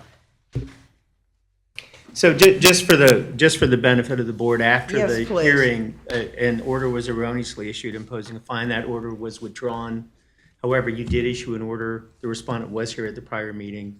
The respondent has acknowledged that she was here and received that order, and it's that order that we are following up on today. The order that was issued erroneously has been rescinded, and in our view, we don't believe that it has any more relevance to this case. All right, so if there's no relevance, we don't need to know what it is, and we're just wanted moving to get that forward. on the record for you, Madam Okay, Chair. thank you. Okay. All right, we'll hear from Mr. Stenson. Go ahead, Mr. Stenson. Yes, this respondent was first notified on 3 April 2024. I have been in contact with her. The property is not occupied at the time. There has been quite a bit of progress. The garage has been demolished. The landscaping is being maintained. The roofing has been repaired. And the only thing that's left is a front porch needs to be painted stucco.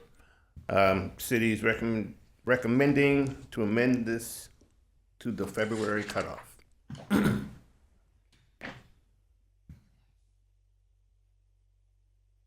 All right, so the city's recommending that we give you till next month to get this work finished and that you have made a lot of progress. Will next month do this for you? I don't know. What happened, I came down, I took your advice and fired the contractor. I came down. I don't know that we issued that advice, but go No, ahead. well, someone said that contractor's no Okay. good. So I came down, I did get the permits. My husband and I demolished the garage.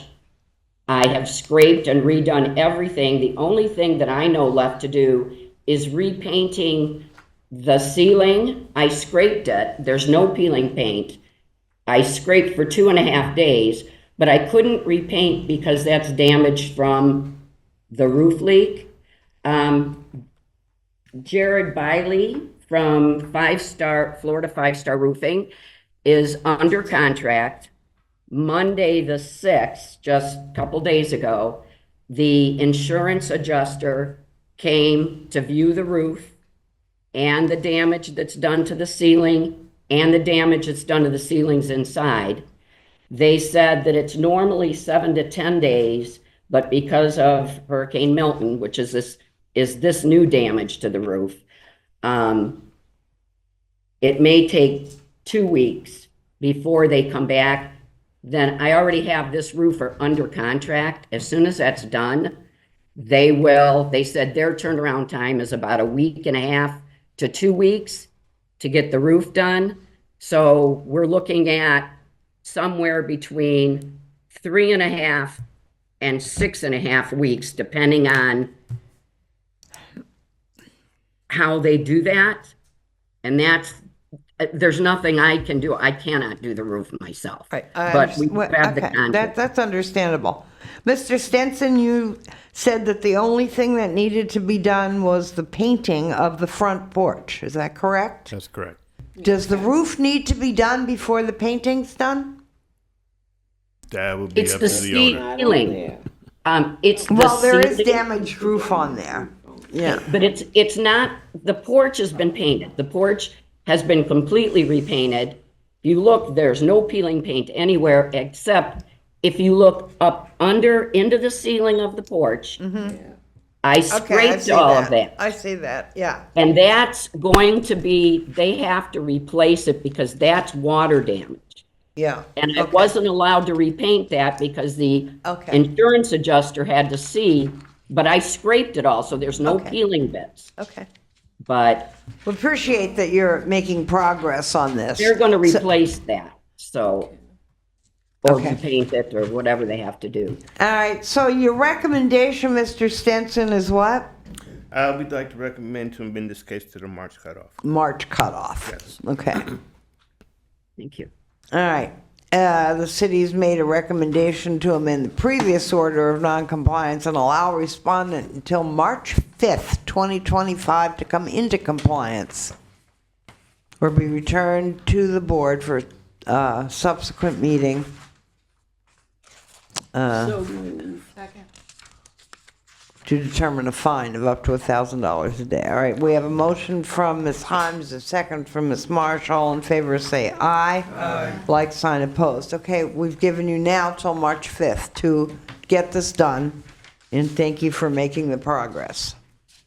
Thank you. Okay.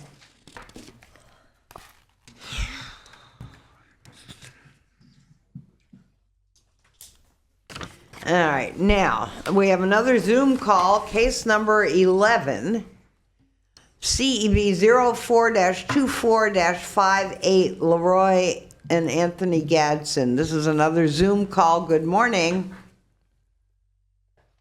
Good morning. Good morning. Can you hear us? Good morning. Yes, ma'am. I had to unmute. God bless you and Happy New Year, everybody. Thank you. Same to you. And please state your name and address for the record and be sworn in. Edith L. Gadsden, 319 Southgate Drive, Locust Grove, Georgia, 30248. Representing my brother Leroy Gadsden at 526 Cannon Street, Daytona Beach, 32114. And where are you from? What is your address? My address is 319 Southgate Drive, Locust Grove, Georgia. That's where I live. Yeah. I'm representing my, yes, ma'am. And you have permission to represent Leroy and Anthony at 526 Cannon Street? Yes. Do they live there? No, ma'am. I have power of attorney. Oh, you have power of attorney. Okay. Yes, ma'am. Uh-huh.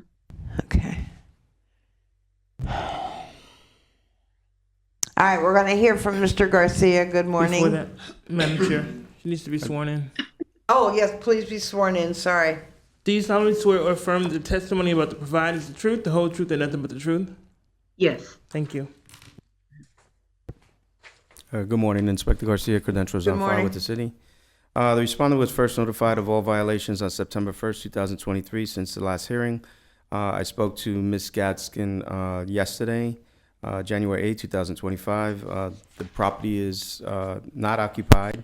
No progress has been made, except that I did speak to Bill Orender, which on December 24th, 2024, which is part of the redevelopment housing program. He advised me that the owner's still in the program and that they're waiting on the purchase of order of approval. So that's the only holdup. Staff's recommending of amending to the April cutoff. Are there any letters that we have that would prove that you've applied, not applied? Do you have I do anything have like one. that? He said he just spoke to them. You just spoke to them? Okay. Okay, all right, thank you. Does it state there how long they've been on the program? May I make a comment? And sir? wait, let me read this and then I'll certainly will Okay. call on you.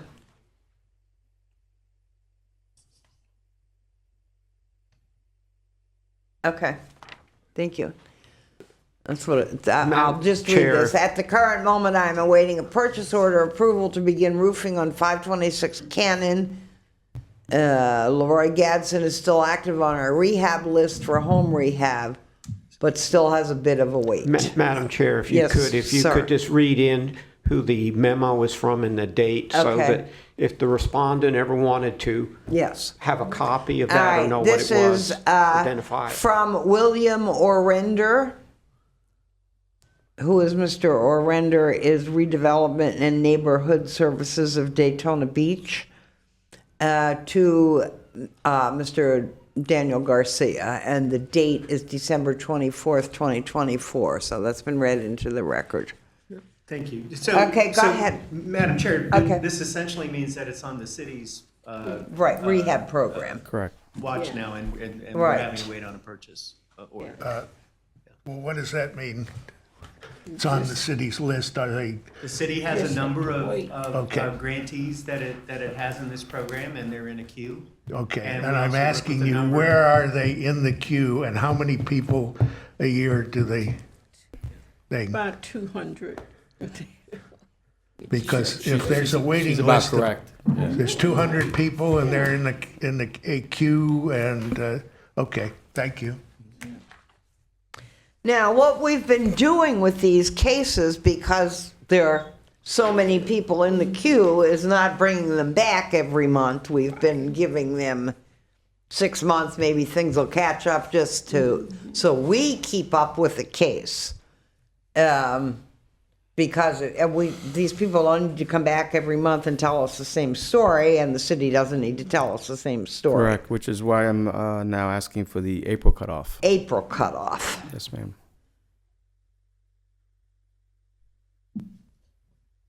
All right, what would you like to say, Miss Edith? Yes, ma'am. Since the date that was given, the purchase order has been completed. JM Residential Services have been contracted, and I'll be sending them the final paperwork that they need. And I've been told that the roof should be complete within the next 2 weeks. Oh, good. Yes, ma'am. Terrific. All right, so the April cutoff, now let me see what that date is. 4/2/25. 4/2/25. All right. Chair will entertain a motion to amend previous order of noncompliance and allow respondent until April 2nd, 2025 to come into compliance and return to a subsequent meeting for consideration of a fine of up to $1,000 per day. Such a motion? So moved. Motion, Mr. Gonzalez, second times. All in favor say aye. Aye. Like sign opposed. Motion carries. Thank you. We've given you till April before you have to come back. Okay, and may I make a statement, Go ahead. Madam Chair, to the board? Okay, first, I want to say thank you. I don't know if you remember, but the last time I attended the meeting, you showed concern over the wait time, and it showed your heart for the residents, and I appreciate that. All right. And you inspired me. As a result, you also expressed that maybe the board could advocate to city officials and councilmen for the funding that would be needed. And you inspired me to reach out to Ken Thomas, Director of the Neighborhood and Redevelopment Services. And I applaud Mr. Thomas. When I reached out to him and spoke, his concern, my concern was already his concern. And he said, I've already gotten together with my team. A meeting is scheduled within the next week. He said, call me back in a couple of weeks. Since then, they put in a plan to address smaller projects so that more residents will be Good. served. Wonderful. So I want to thank you. I thank Mr. Thomas. Well, thank you and for all for following your through. concern. Yes, ma'am. That you really do care about the residents, and that's been such a blessing for me. And I Thank you. appreciate it. Okay, And I want to thank Madam Secretary for her due diligence and always making sure that those that need to be on the Zoom have the right link and the information that's needed to move forward. So Good. you all have a blessed and prosperous 2025. Right. And Thank you. You so too. much. Thank you. Okey-doke. Bye-bye. Bye-bye. All right, case number 12, CEB 10-24-163, Sophie Delanoy. Madam Chair, this is another one of those cases where due to a Scrivener's error, your order, which was valid, wasn't correctly transcribed, however, it creates a due process issue. So our recommendation is that you amend your previous order, extend the Okay. date for compliance to the February cutoff. Such a motion? So moved. Motion, Ms. Himes, second? Second, Ms. Marsh, all in favor, say aye. Aye. Motion carries. Case number 13, CEB. Now, I do want to make note that the respondent was not present, is that correct? Okay. Just want to make that note. Case number 13, CEB, 1024-164, Jara Chen Yuan at 723 White Street. Madam Chair, do we know if the respondent is present? Is the respondent present? No show. So, Madam Chair, staff recommends that that your prior order be amended to extend to the February 5th. All right, the city's, okay. City's recommending that we, Okay, is this one also one that was? Yes, ma'am. Okay. yes, this is another So moved. of the same. Gee, that's a lot of errors. So moved. Okay, Ms. Rose. Isn't there? They're all the same, it seems to be all the same error. Right. I agree.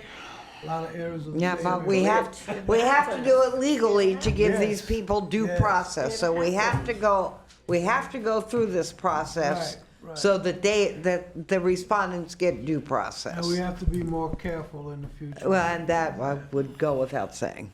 The chair will entertain a motion to amend the previous order of noncompliance and allow respondent until February 5th, 2025 to come into compliance or be returned. I did, and she seconded. Okay, so we have a motion from Ms. Himes and second from Ms. Marsh. All in favor, say aye. Aye. Like sign opposed, motion carries.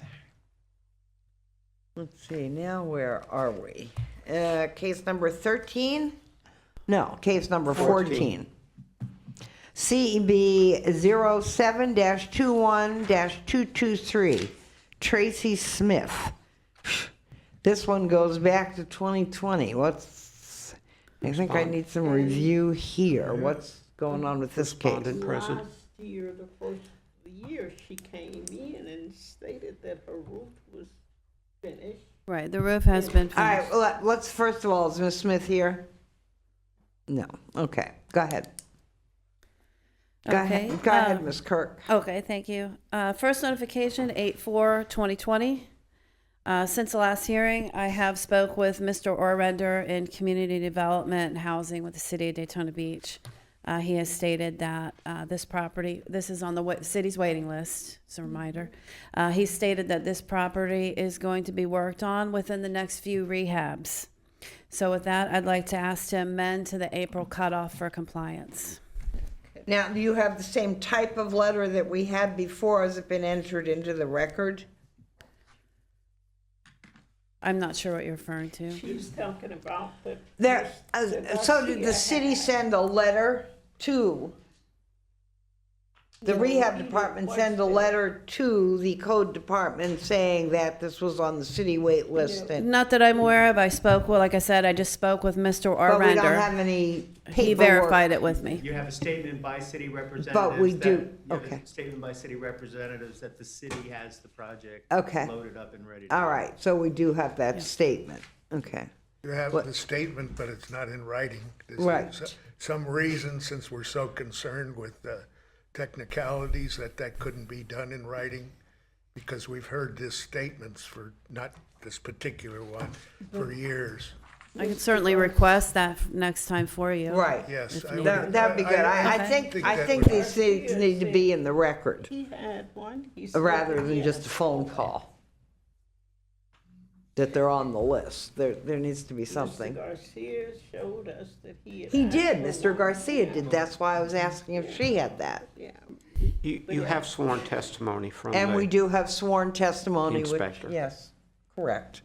So that will suffice, but it might, maybe it would be better if we, in every instance, had written paperwork just to follow. I think Just a so. suggestion. We have to make an issue, and we're technically required to have certain things. Let's be technical with everything. All right.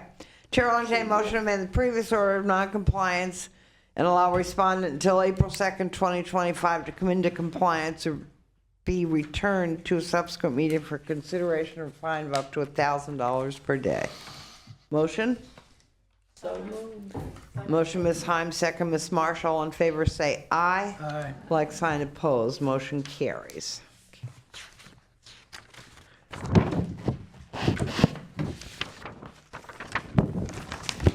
All right, we're gonna put, I think we're gonna push through this because we've done so many of the new cases that I think we're just going to push right through this and see how it goes. So we'll be done before noon anyway.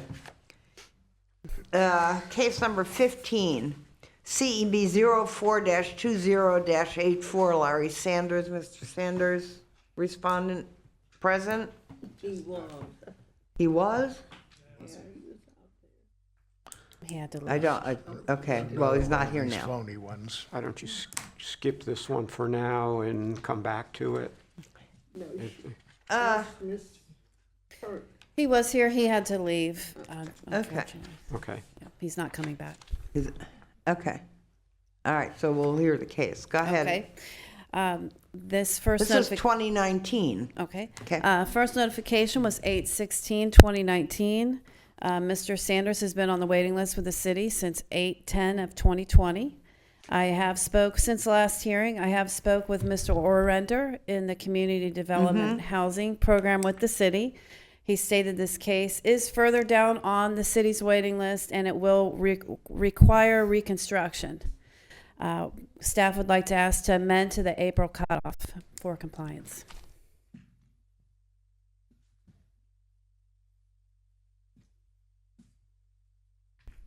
Look at these pictures. Someone living there now? Yes, Mr. Sanders lives there. Mr. Sanders lives there.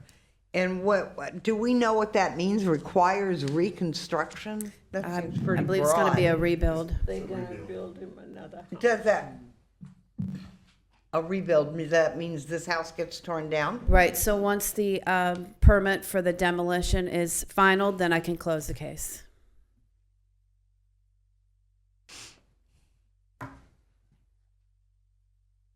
And we should have that demo permit by April?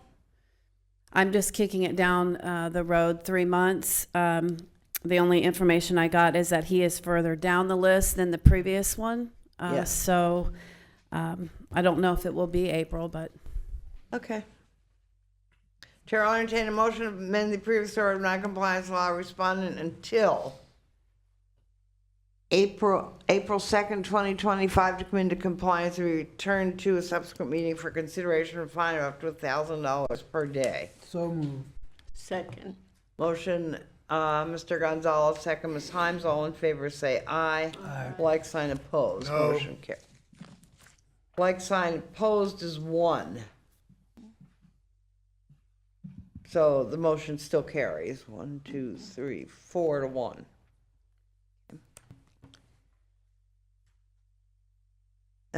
Case number 16, CEB 02-24-35, Kelvin Lee and Anthony DeWilliams.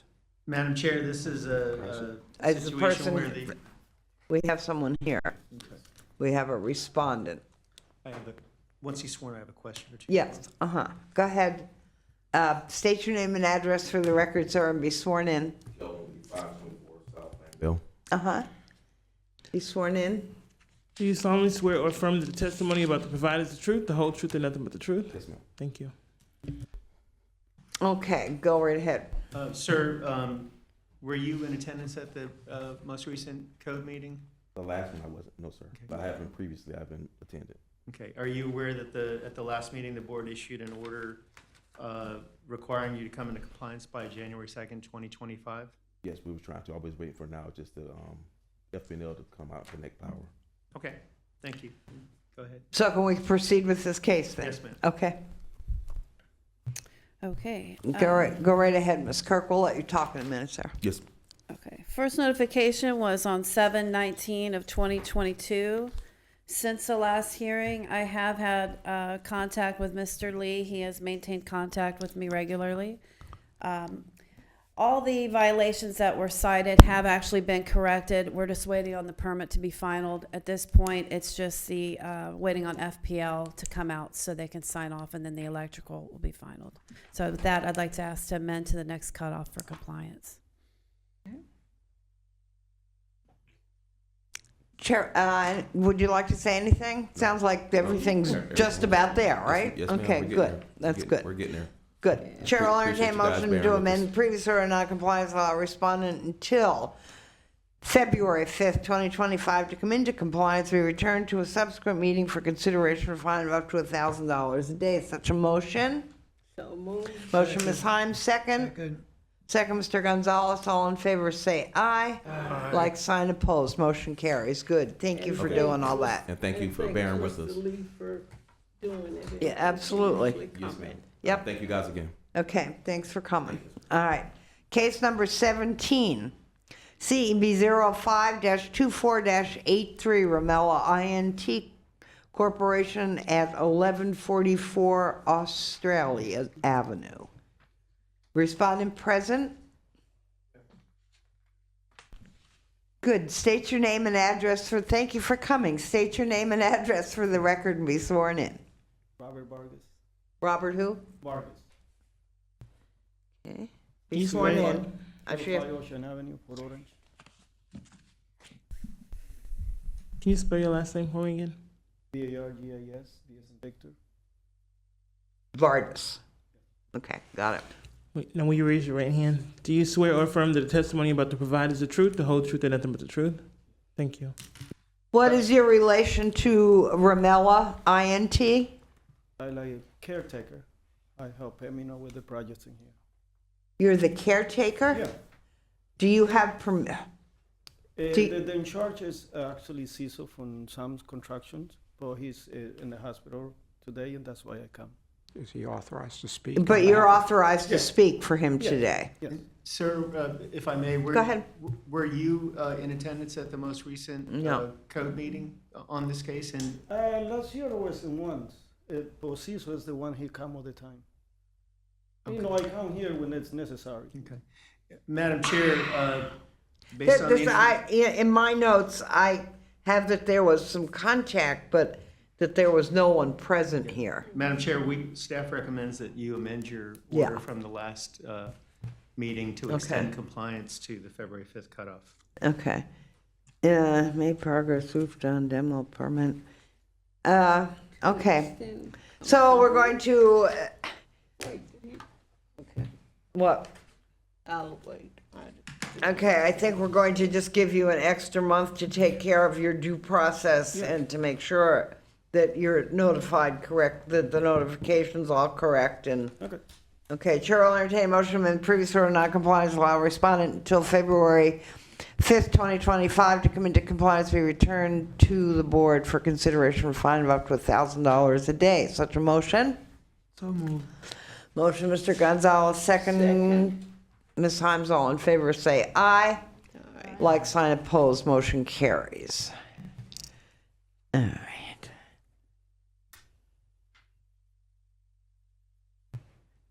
Well. Case number 18. 06, this is a Zoom call. 06-24-92, Keep Investment Inc. At El Dorado. Yes, sir. Who's that? I have a respondent for 18. No respondent? Not a Zoom one, no. Okay. There is no respondent for this case, CEB 06-24-92. Ms. Kirk, go right ahead.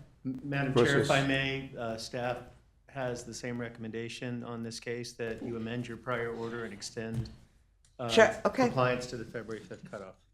Chair will entertain a motion that the previous order of non-compliance law respondent until February 25th to come into compliance be returned to subsequent meeting. So moved. Second.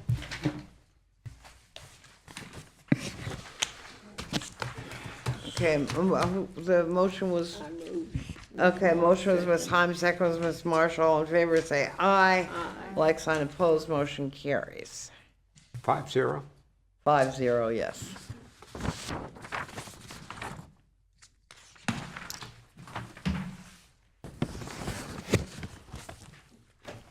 Case number 19, CEB 09-24-146, Barbara Reed at Lockhart Street.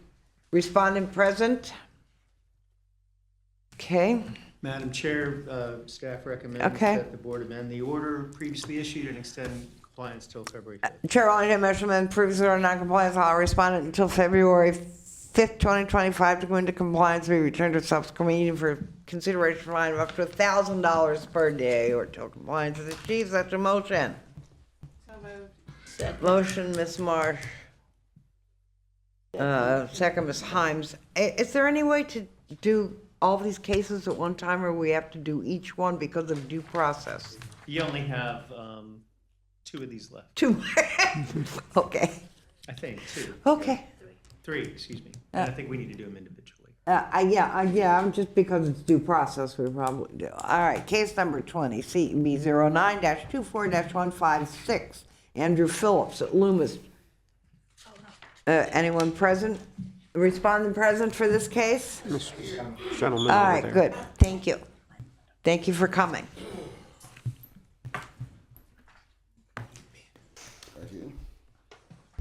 Okay. Please state your name and address for the record. Andrew Phillips, 625 Loomis Avenue, Daytona Beach, Florida, 32114. Okay. That's where you live there? Yes. Okay. Be sworn in, please. Will you raise your By right hand? Secretary. Do you solemnly swear or affirm that the testimony about to provide is the truth, the whole truth, and nothing but the truth? I do. Thank you.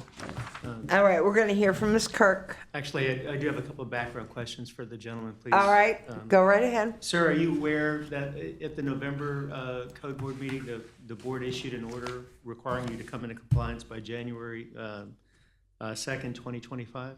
Yes. Okay, thank you. Okay. The first notification was 8/25 of 2023. Since the last hearing, Mr. Phillips has been in contact with me. He has maintained contact with me. There has been quite a bit of progress. If you can see, this is the beginning stages right here at this picture. And now this was yesterday, January 8th, 2025. So there's been quite a bit of progress. We'd like to ask to amend 1 more month for compliance for the February cutoff.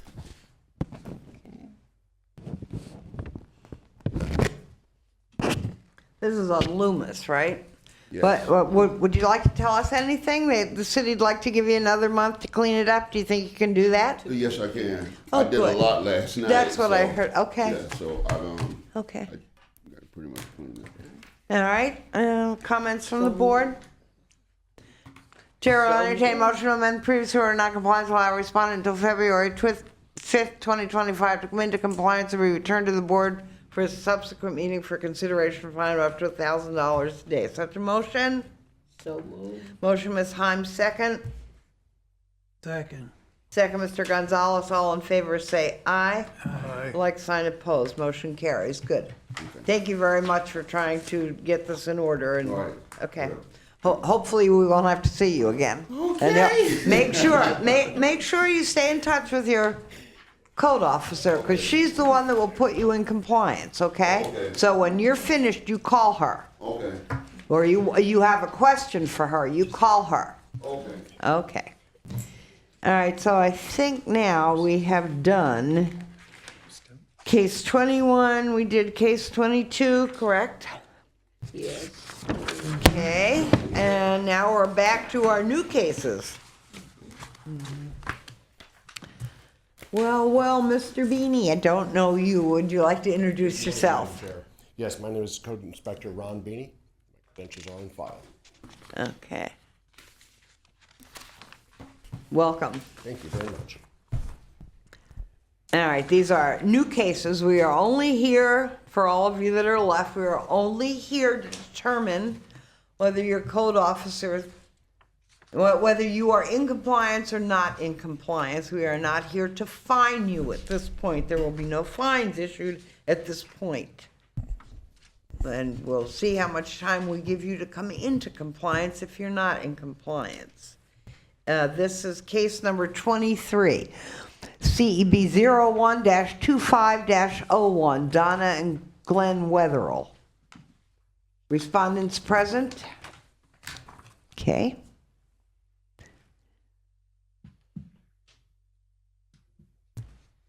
Mr. Beanie, what would you like to tell us?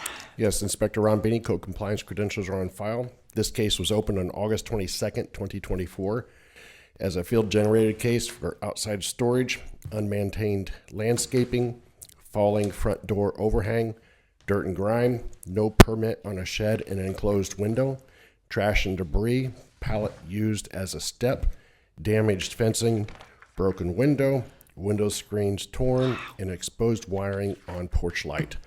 First notice was received on September 13th, 2024. Compliance was due on October 13th, 2024. Last date of reinspection on January 8th, 2025, and the result were note non-compliance. Contact has been made with the owner. Staff recommends non-compliance with compliance due next cutoff. Okay. Chair will entertain motion to find respondent non-compliance or respondent to come into compliance by the next cutoff date, which is February 5th, 2025, or be returned to the board for consideration, fine of up to $1,000 per day. Such a motion, Mr. Who was that? Mr. Harrington made the motion, and Ms. Himes is second. All in favor, say aye. Aye. Like sign opposed, motion carries. Thank you. Thank you, Madam Chair. Okay. Case number 24 is a Zoom call. CEB 01-25-27, Catherine Chrisman and Jessica Switzer. Do we have them on Zoom? Okay, thank you.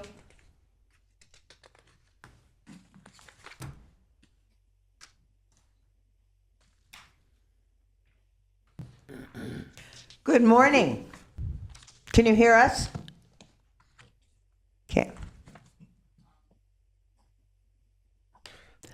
Is this, I don't know who this is. I don't know who to say who you are because I don't believe you're Catherine or Jessica. So, but I can't hear you yet. This is Michael and Karen Williams. We are the owners Michael, of the neighboring property. I don't know if it's proper for us to speak right now, but I didn't want to pass over us. hold on. Well, let's get this. Let's get you on record here first. State your Okay. name and address for the record. Okay. Go ahead.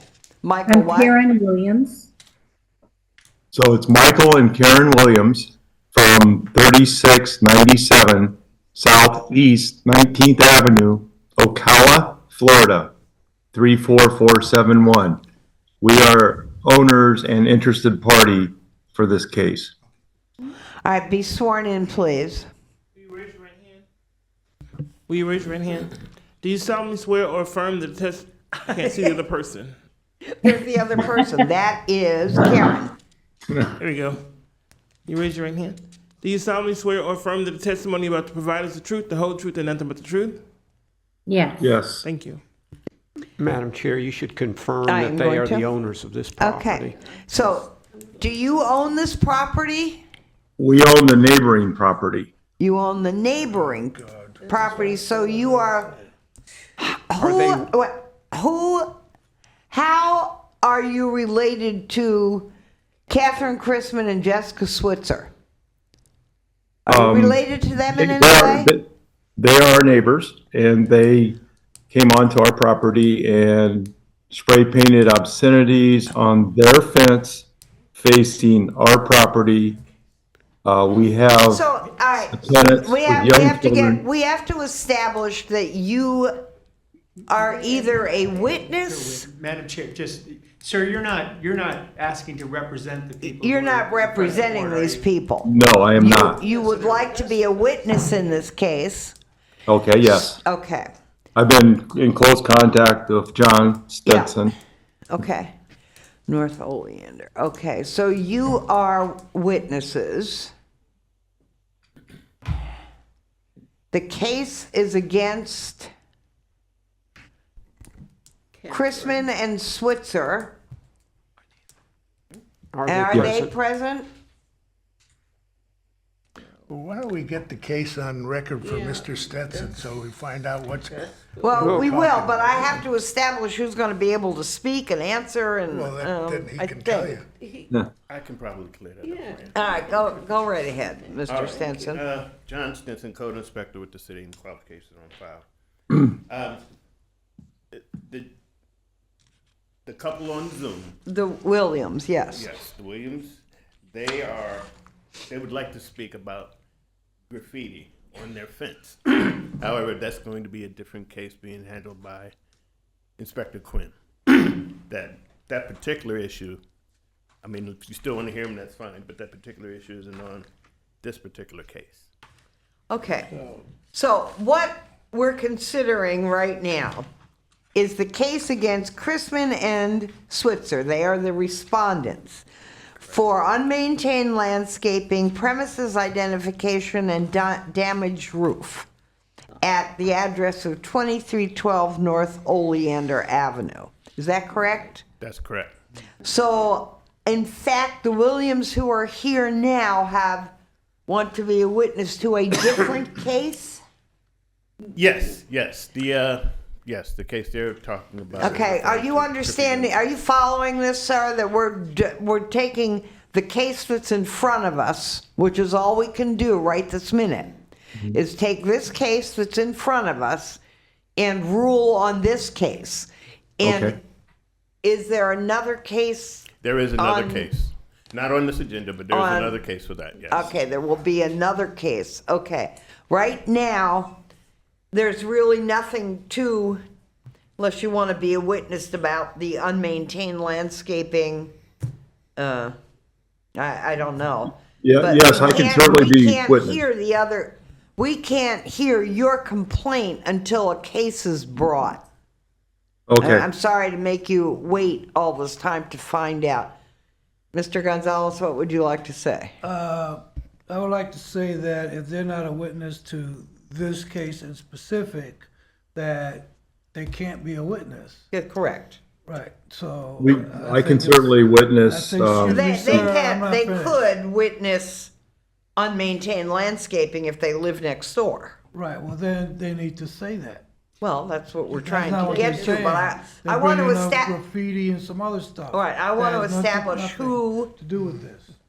what exactly this case is, who is exactly involved in the case, who the witnesses are, future case that may happen. I mean, there's a lot, yeah, it's not, Madam Chair, if I can. Go ahead. Mr. Stinson, do you intend or need to call upon the gentleman and his wife as a witness in this case? In this case, no. Okay, so staff isn't asking you to Right, to have him to have, testify. right. You could decide, Correct. if you don't think you have sufficient evidence from staff as to a violation, Okay. that you want them to testify, Right. but that would be within the board's discretion. Okay, thank you.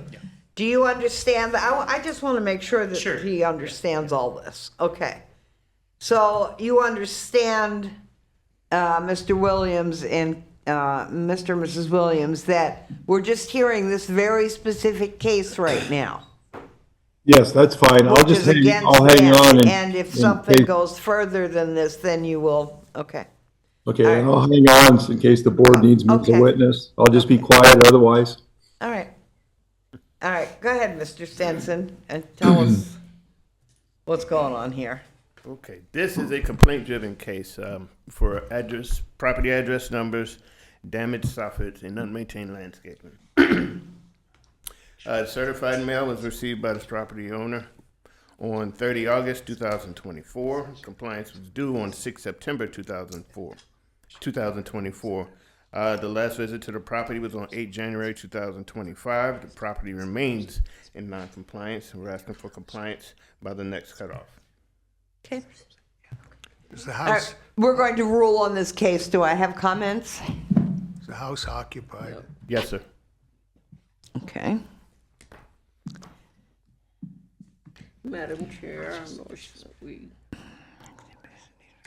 All right, we're motion to find respondent in non-compliance in order to respond to come into compliance by the next cutoff date, February 5th, 2025, and be returned to the board for consideration fine of up to $1,000 per day. Is there such a motion? That would be Ms. Himes. Second? Second, Mr. Gonzalez. All in favor, say aye. Aye. Like sign opposed. Motion carries. Okay, I don't think you need him anymore. If the I case has don't think been that we decided. need you, because there's nothing else on this agenda. You're gonna have to wait till another agenda, I'm sorry to say, before you can testify. Because we don't have that case, okay? In front of us, so we can't rule on cases that we don't have in front of us. But thank you for showing up today, appreciate that. Okay, Let me ask you, go ahead. if somebody puts graffiti on somebody else's house, that's not a code violation against the Right, property owner that did it. sounds like a, The issue with the graffiti is she has a privacy fence. She has no trespassing signs all the way around. In this particular instance, she didn't have a sign for the fence, so she decided to spray paint it along with some additional information that I won't mention. all right, when that case comes before us, we'll rule on that. Okay. All right, so now we are, Mr. Stinson, at case number 25 CEB 01-25-28 Gail Mitchell at Woodland Avenue, 252 Woodland. That's done, right? Yeah. What- Yes, that's Okay, in that's in compliance. compliance. All right, case 26. CB 01-25-02 Willis Hill, Carol Fraser, Gloria Hill, Estate, Richardson Hill, blah, blah, okay, at Sycamore, et cetera, et al. Mr. Klieg's here. Appears we have a Are respondent. the respondents here? Good, come on up. Can you imagine if we've had heard all these cases? We'll be here until next week.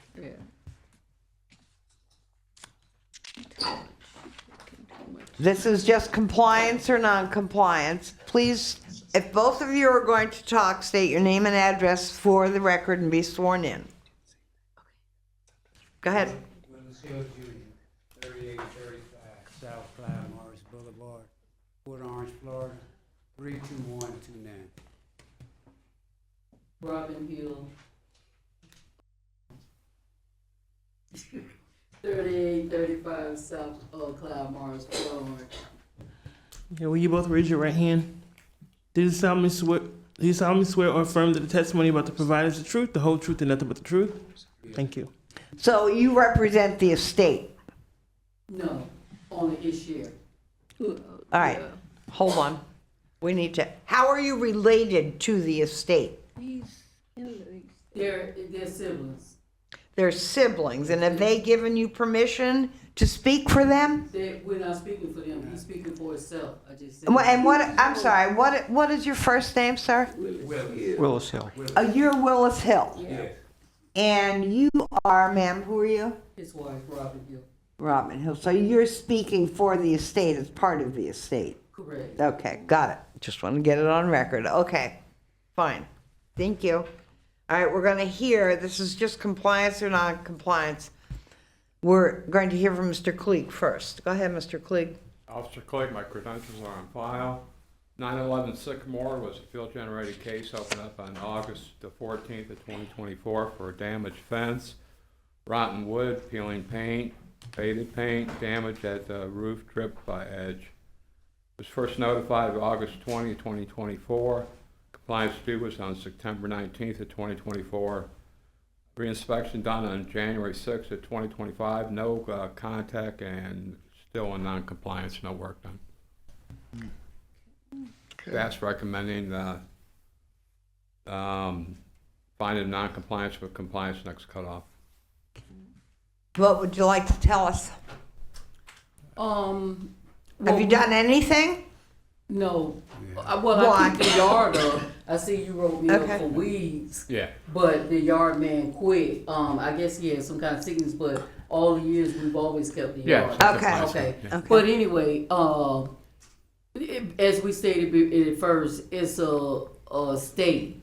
So we was on the list with the city for a couple of years.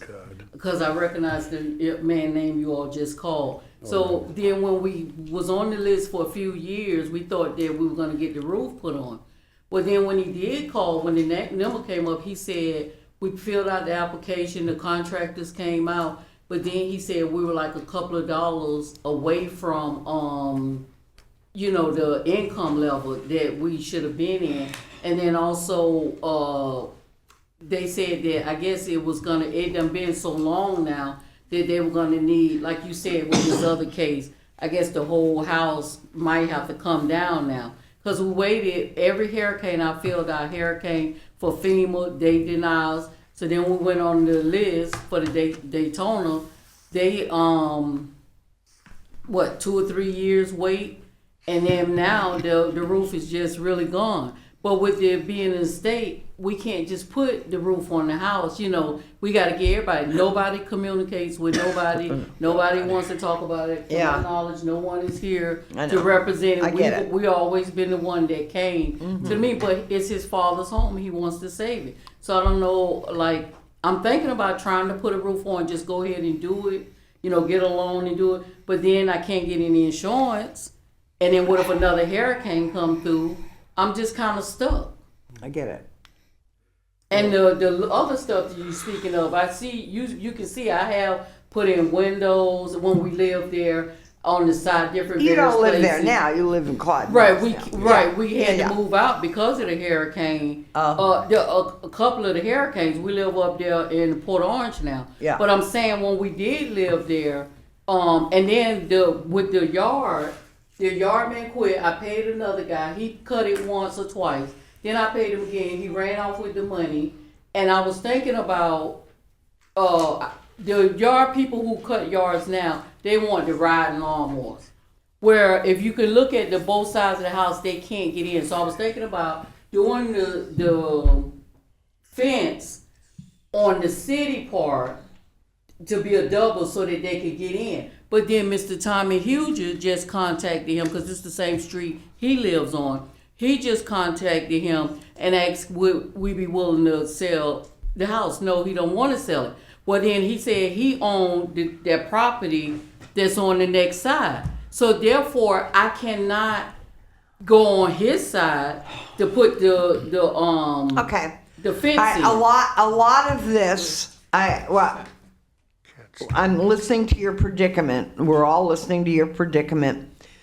And a lot of this is kind of extraneous to the fact that the house is not in compliance.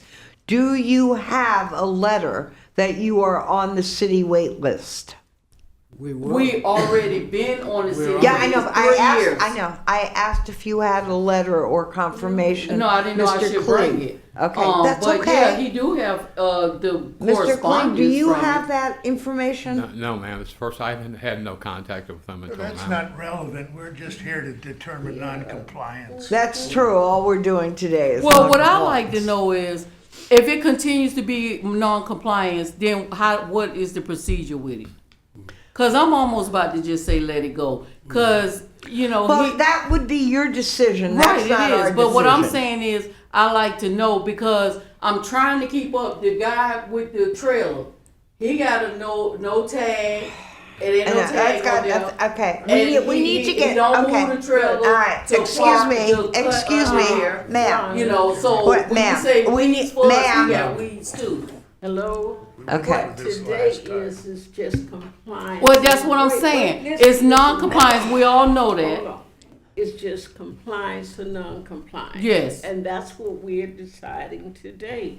Now, once we do that, then you can either comply later or not, but you'll have a date to come back. Right, yes, ma'am.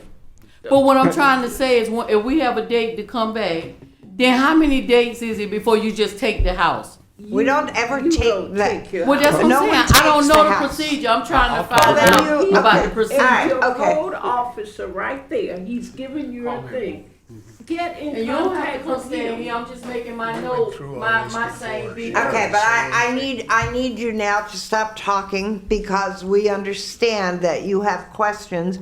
We're trying to tell you that your code officer That's right, that's who you will need to get with. answer your questions. We do not make the rules. We can listen to your case, but your house, by looking at it in the picture, is not Yes. in compliance. We listen to the city present its case. Yes, ma'am. And all we're doing today is determining whether you are in compliance or non-compliance. Well, my That's thought, it. My thought is, we've been here about 3 or 4 years ago, and it was something about Well, that a was a fee. long time ago. Right, that's a long time ago. So we were waiting on the list then, on the list. So that's what I'm saying. I want to know, from that time, you all put a fee on. What We happened to didn't do- that fee? I'm sorry, we didn't do anything. We came to this. Yes, you building. did, but we don't make the rules. No, what I'm saying is the fee that you've already put on there. Where does that What go? fee? What, Do you have a lien on the property? It was do you see in the records, what, it was you, yes. It was her, she used to be our worker or whatever. So is there a lien on the house? Yeah, there's a lien on it. Cause we used to correspond with her all the time. But if there's a lien, then. So that's all you I'm would trying have to find out. contact- What- There, is what this is a the new lien? case? This is, This is as a all right, new go case ahead. here. All right, go ahead. Okay, yes, I had a previous case with. Could you State your- state your name, Okay, please? Sarah Kirk, inspector with the city. I did have a previous case. It's probably been 3 years Yeah, now. about 3 It's or been a while something. ago. Okay. And they did, it did result in a lien on the property. So there is a lien on the property. So Yes. what is this case? A new case? That's what I'm trying to find out. Oh, so we're trying to find out, so Okay. just let me do it. Go ahead. Yep, so apparently, the complaint case? Field gener, so there was a new case of a field generated case. 3 years have passed. It's, so it may be the same violations, but that's, but there is a previous So we're lien. having a new case. It is a new case. Even though we already have a lien on the case Yes, ma'am. previously for the same violations? I don't know if it's for the same violation. I don't is, either. it is. Okay.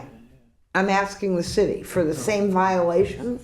I'll double check, but I thought it was a different. I'm willing to, I think we need some clarification on this. Obviously, it's not in compliance. Yeah, because how could it be a new case if it's already had a lien on it? I don't, I'm having a hard time understanding this. And I was unaware of the prior violation, so I don't have any information. So to what give should you. we do, just, I think you should continue until the next To meeting. the next. I think so too.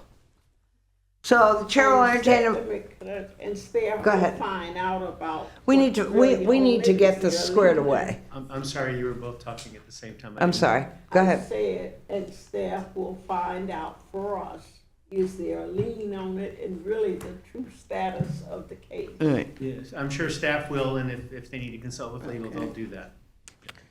All right, I think that the motion can just be to continue the case Correct. until February 13th, 2025. Right. Okay. Is there such a motion? So moved. Ms. Himes made a motion. Second. Second, Mr. Gonzalez. All in favor, say aye. Aye. Like sign opposed. Well, I would add that the legal department give us, besides the definition, give us a procedure or give us, Yeah. a concrete answer. Yeah. Because this is not the I first- think they're this is not aware the that first we're- time that this has happened. We're It's happened confused before. by this case. Yeah, yeah. That there is some confusion around this Ms. case. Hill, you can get in touch with him to find out what is going on with the case. Yes, ma'am. Ms. Clearwood. I'm sorry, Madam Chair. I didn't get who motioned and second. Who made the motion? I did. Ms. Himes and second, Mr. Gonzalez. Thank you. Okay, so we're going to have the city straighten out their end of it.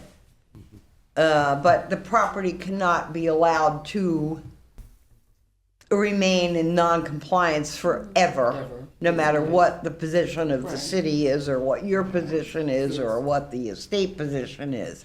It cannot be allowed to remain in compliance. We expect you to come back and tell us what you're gonna do, how you're gonna solve all these problems you told us about, because those aren't our problems. Right. Those are yours. So you come back and you talk to us. We're just giving you extra time to We let's don't work need on to this know and get all your it, so we're on problems. a level playing field here, the city, and you guys are on a level playing field. And so Okay, we I'm just trying to understand. understand Yeah, in me the too. end Well, what confused would us happen to too, me. so we're okay. All right, thank you. We're gonna move on to the next case. So I guess there are two separate cases for Melissa Farrington at 1329 Golfview Drive. Is the respondent present for either case? I think you should read each one. We're going to do each one independently. separately, but I don't have to ask that question again. I guess, well, I don't know. All right, so CEB 01-25-03, case 27, Melissa Farrington, 1329 Golfview Drive. Compliance or non-compliance, the respondent present? No, okay. That would be no show. Okay, go ahead, Mr. Officer Clegg. Clegg, my credentials are on file. This first case is a field-generated case opened November 12th for outside storage, trash, and debris, and no water in an occupied home. We were first notified on November 13th of 2024, with compliance due November 18th of 2024. January 6th reinspection shows nothing's been done. No contact was made with the owner. Staff recommends a non-compliance with compliance due by next cutoff. Okay. Chair on any measures to find respondent, anything from the board? To find respondent non-compliance or respondent come into compliance by the next cutoff date or be returned to the board for consideration, fine of up to $1,000 per day. Such a motion? So moved. Second. All right, motion, Ms. Himes, second, Mr. Gonzalez, all in favor, say aye. Aye. All right. Is someone living there, Mr. Clegg? Just, No, ma'am. okay.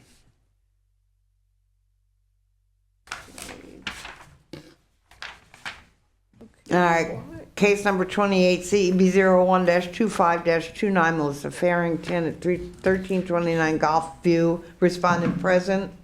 Go ahead, Mr. Clegg. Officer Clegg, my credentials are on file. This is a field-generated case open for on December 9th, 2024, unsanitary unsecured pool, missing hardware fixtures in the garage, improper plumbing and electrical systems. They were first notified December 9th with compliance due on December 12th. January 6th reinspection shows nothing's been done, no contact made, and staff's recommending to be in non-compliance with compliance next cutoff. Okay, Mr. Clegg, have the pool is still unsecured? It's unsecured, but it was drained. Oh, it was drained. Well, unsecure, I mean, that's still a danger, just a drained pool with nothing in it. But they were talking about the carport, the fence enclosure. There is a fence enclosure, or there is not? There was a fence enclosure, but it's a screened patio, and it's been damaged. This is the picture I was looking Right. at right Yeah. here. Okay. So are we saying that the pool is enclosed or it's not enclosed? Correct. It's secured or not secured? It's not secured. Not secured. Okay. It looks like it's got water in it. Yeah, that's a That was an December old 12th picture. picture. ma'am. Oh, No, okay. that was December 24th. All right, the pool is not secured. Would we like to authorize the city to secure the property? Secure the pool? Of course. Yes, to secure the pool. Okay. I'll make a motion that the city secures the pool in the case of, where's the case number? CB 012529. 29. Okay, Find the respondent in non-compliance or the respondent to come into compliance by the next cutoff date and further authorize the city to secure the property. okay. Within how many days? within 10 days securing 10 the days. pool. Okay. So we have a motion to that effect from Mr. Gonzalez. Do we have a second? Second, it's right here. Second, Ms. Himes. All in favor say aye. Like sign opposed, motion carries. Okay.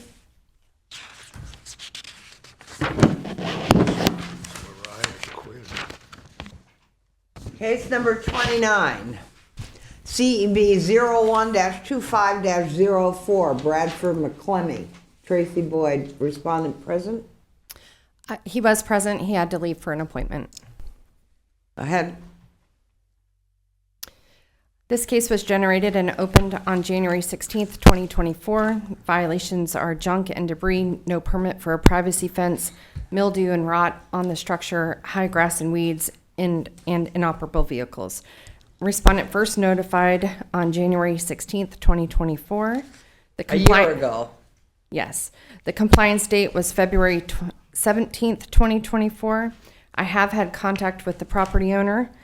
Staff recommends non-compliance with compliance by the next cutoff. Chair will entertain a motion to respond non-compliance or respond to committee compliance by the next cutoff date. Excuse me, I don't mean to interrupt, but these are the wrong photos for this property. Of course. Did he hear?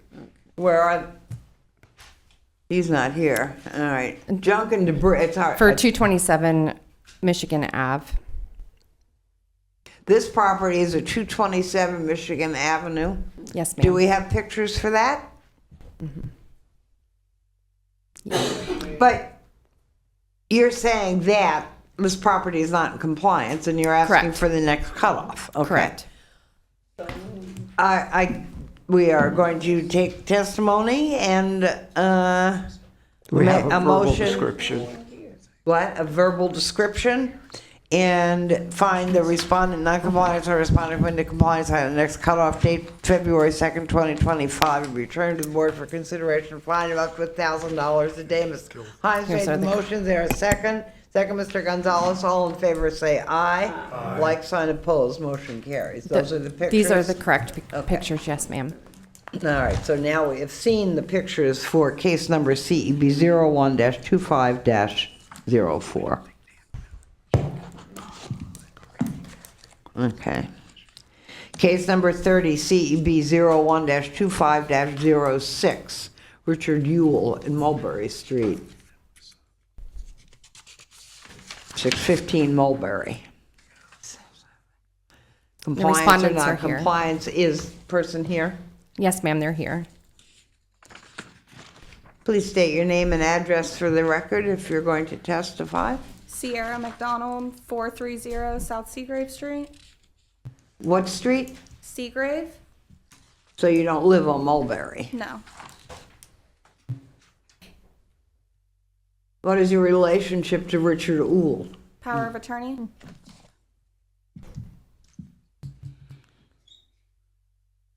The home rented? No. Is it occupied? Yes. Let get her sworn in so her testimony counts. Go ahead. Your last name again was McDonald? McDonald? Okay. Will he be speaking? They're swearing you in, not me. If you're going to speak, sir, we need both of you. If you're going to talk, you're going to need to be sworn in, sir. Okay. Okay. No, it was, And the Okay, gentleman's name is? Your name, sir? my name is Richard Yule. Oh, you are Richard Yule. Okay. Do you solemnly swear or affirm that the testimony about to provide is the truth, the whole truth, and nothing but the truth? Do. Yes. Thank you. Do you live there, sir? Yes, ma'am. Okay. All right, we're going to hear from Ms. Quinn first. Okay, this case was generated and opened on July 18th, 2024 via a complaint from the Daytona Beach Police Department. Violations include excessive amount of outside storage, trash and debris, a broken window on the south side of the house. Respondent was first notified on July 24th, 2024. The compliance date was August 24th, 2024. I have had contact with the property owner. Staff recommends non-compliance with a compliance by the next cutoff. Ms. McDonald, you have power of attorney of whom? Richard? Okay. Well, what would you, I mean, this is just excessive amount of outside storage, trash and debris, broken window. Do you live there, sir? You do live there? Yes, ma'am. Okay. Well, what would you like to tell us so we can see from the pictures? My father is also a tenant there, and all of the outside storage is his. I'm asking for an extension so that I can get an eviction notice to get him off of the property. Get to who off of the property? My father, Who is your father? David McDonald. He also resides at the residence.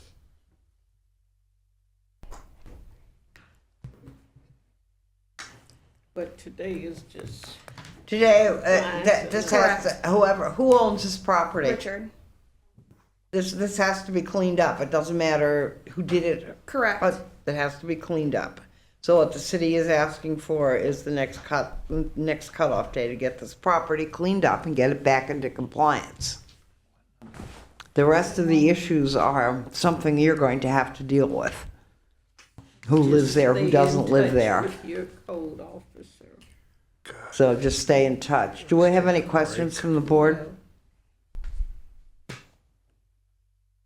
Chair will entertain a motion to find respondent in non-compliance or respondent come into compliance by the next cutoff date, February 5th, 2025, or be returned to the board for consideration of a fine of up to $1,000 per day. Such a motion? Motion, Ms. Marsh, second, Ms. Himes, all in favor say aye. Aye. Like sign opposed, motion carries. So you're first notified, this says 1/16/2024, so this has been going on for a long time, correct? Go ahead. No, ma'am, that was the previous case. This I'm one was sorry. July 18th, July, 2024. But still, it's been since July, correct? And there has been progress made. Some progress, Yeah, okay. they did make quite a bit of progress. Good. But no, they're having difficulties with. Yeah. Okay, so houses, all we're here today, house is not in compliance. Please try and get it into compliance. You'll have to come back or contact Ms. Quinn, and if you get it into compliance, or she can tell you what you still need to do to get it into compliance, okay? Yes, ma'am. Okay, thank you. Thank you. All right, case number 31, CEB 01-25-07, Georgia Ann Estate, 905 Rosewood Street. Respondent present? He was here earlier, but had to get back to work. Can understand. Okay, go ahead. Good morning, Inspector Mr. Roosevelt. Butler. Yes, ma'am. Inspector Roosevelt Butler, credentials on file with the City of Daytona Beach. As it pertains to 905 Rosewood, this was a field-generated case. A site inspection was conducted on July 9, 2024, where it was determined the property had the following violations: overgrown landscaping, dilapidated fencing, and a dilapidated screen porch, which is the roof. The property was posted on August 13, 2024. The property was to be in compliance on September 13, 2024. The last date of reinspection was January 8th, 2025. Result of my reinspection was non-compliance. I've had contact with the owner, which is the son. Staff requests to find of non-compliance compliance by next cutoff. Okay, any questions? Chair, and I just want to make sure that someone, well, he was here earlier, but he's not here now, someone from the Georgia Ann Estate. That's We correct. don't know the name of that person. His name is JR. That's what I Okay. know him by. Okay. But And he's a not city here- official. He's not here now. He works for the city. Okay. Chair will entertain a motion to find respondent non-compliance or respondent committed to compliance to the next cutoff date, February 2nd, 2025, will be returned to the board for consideration for fine of up to $1,000 per day. Such a motion? Second. Motion, Ms. Marsh, second, Mr. Harrington, all in favor, say aye. Aye. Like sign opposed, motion carries. Case number 32, Mr. Butler, 01-25-09, Deborah Lynn Gordon. Ms. Gordon, present?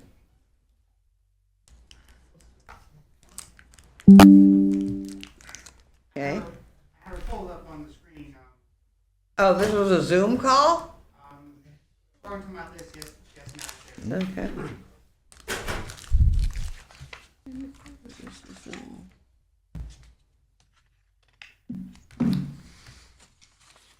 They still there? I notified them in the Zoom chat, if you will, at Okay. We were on case 25 and then they were. Yep. Yeah. I guess she's not there. Guess she's not there. All right. Ms. Gordon, are you there? No. All right, go ahead, Mr. Butler. As it pertains to 850 Lewis, this was a field-generated case. A site inspection was conducted on July 31st, 2024, where it was determined the property had the following violations: illegal parking, storage container, dilapidated fencing, parking and work without a permit, new structure, and fence. The property was posted on September the 18th, 2024. The property was to be in compliance on October the 18th, 2024. Last date of reinspection was January the 8th, 2025. Result of my reinspection was non-compliance. I've had one contact with the property owner. Staff requests finding of non-compliance, compliance by next cutoff. So they're doing work without permits as well? There is a structure on the property. If he can zoom in a little closer, you'll be able to see it to the right-hand side. Look like somebody's there. He's on the screen. Her shadow anyway. Oh, hello. Can you hear me? We can. Please state your name and address for the record and be sworn in. Deborah Gordon, 850 Lewis Drive, Daytona Beach, 32117. Okay, do you live at that property? I do, but I work in a different county. Do you live at that property? That's why we're doing the Zoom.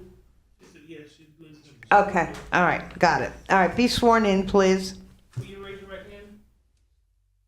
Do you solemnly swear or affirm? Yes. Do you solemnly swear or affirm the testimony you're about to provide is? Do you solemnly swear or affirm the testimony you're about to provide is the truth, the whole truth, and nothing but the truth? Yes. Thank you. All right, we're just here today to determine whether you are in compliance or not in compliance. And okay. Let's go back to Mr. Butler. Let's start this over. It's field generated. Yes, it was a field-generated case. Uh-huh. I conducted a site inspection on July 31st, the 24th, where it determined the property had the following violations: illegal parking, which is a storage container, dilapidated fencing, parking, and work without a permit, new structure, and fence. The property was posted on September the 18th, 2024. The property was to be in compliance on October the 18th, 2024. My last date of reinspection was January the 8th, 2025. Okay. Result of that was non-compliance. I've had one contact with the property owner. Staff requests finding of non-compliance, compliance by next cutoff. Okay, so I don't know. You've been working without permits. You're not obviously in compliance. There's an unapproved storage container. There's dilapidated fencing. Is there still parking on the grass, Mr. Butler? The container is gone. Okay, The container's gone. Yeah, the car was moved. I should have a photo with that. Okay. What I see that's remaining, she's going to have to get a permit for that structure to the right-hand side of the property, as well as some more work needed to be done on the fencing.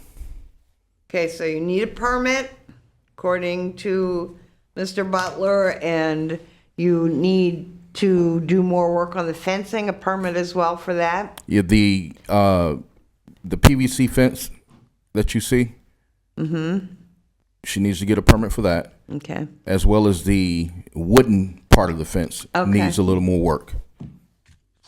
Do you understand what you need to do?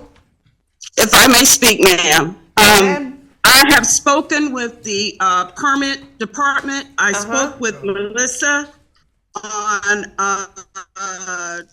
December 23rd of 2024, and she explained to me what I needed to do as far as getting the permit. I explained to her that my son and a family friend put up that part of the fence. We did not understand that we needed a permit to do that. I've explained that to the permit department. She's explained to me, or has stated to me, as what I need to do. I am working on that, like finding my deed. It's a whole list things that I have to do, which will take time. That will take time. As far as the storage unit, it was moved in November of last year. That was removed. I was there and witnessed that. As far as Mr. Butler, or if I have the name correct, Yes. I did not understand that he had been out to my home as many times as he has stated.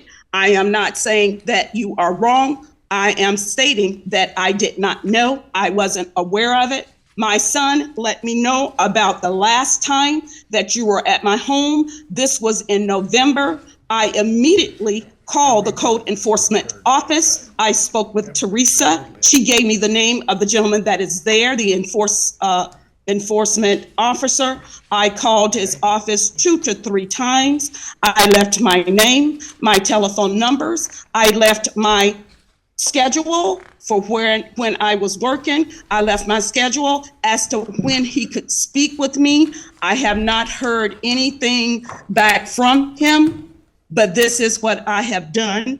And what else is it that was on the list? Well, obviously you need to get permits. Have you applied for permits?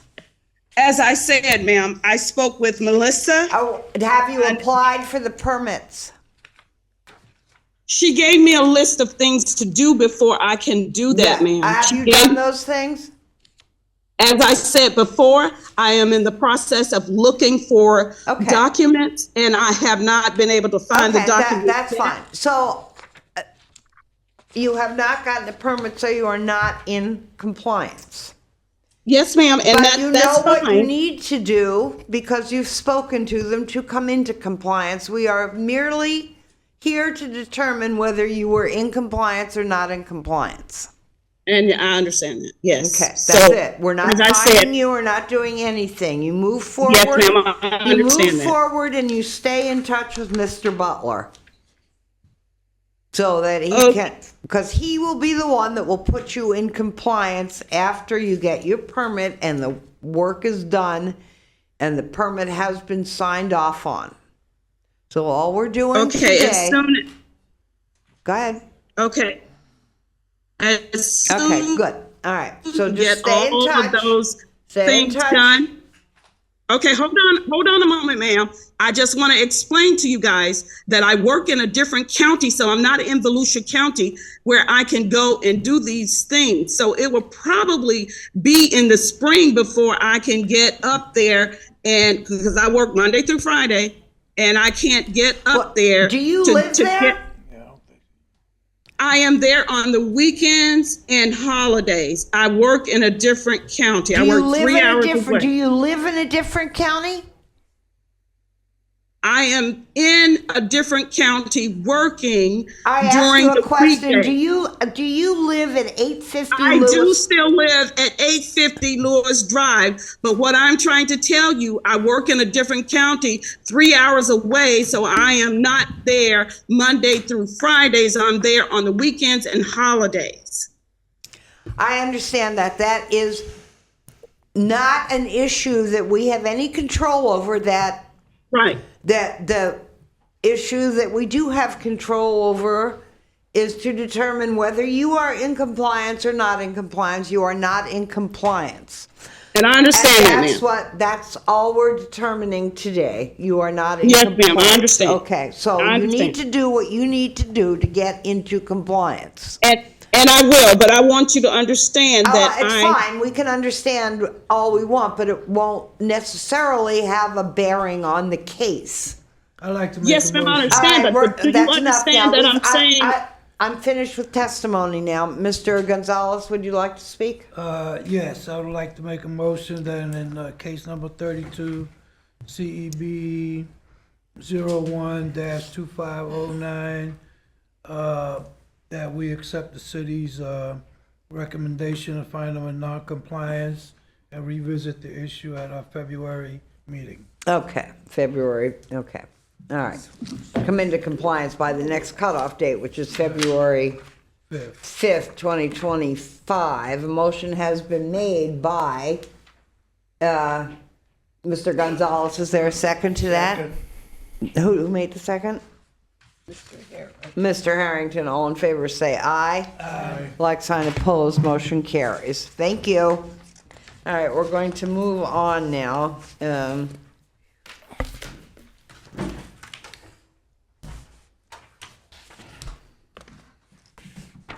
To case 33. 34. That has been found in compliance. Case number CB 012510, Jimmy Ann Drive, 1187 has been found to be in compliance.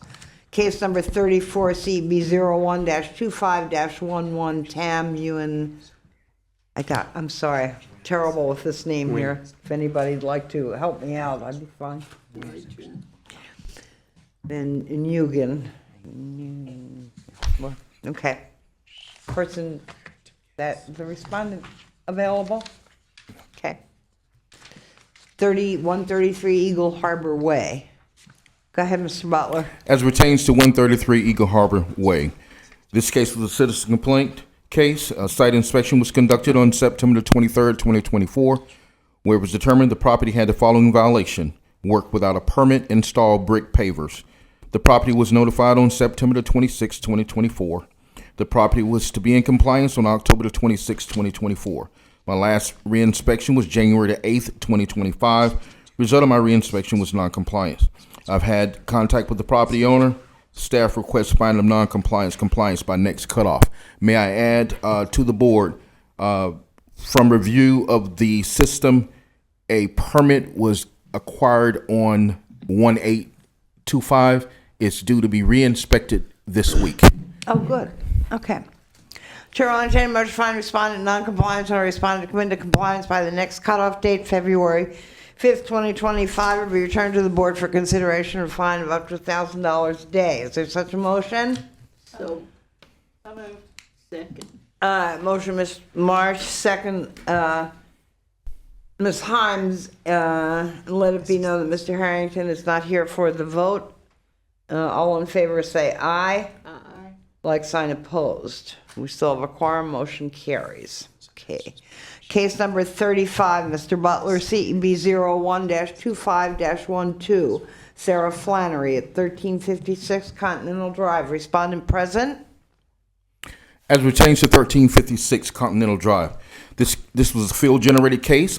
I conducted a site inspection on September 3rd, 2024, where it was determined the property had the following violations: overgrown landscaping, dilapidated fencing, damaged roof, soffit, and excess garbage and rubbish, both front and back.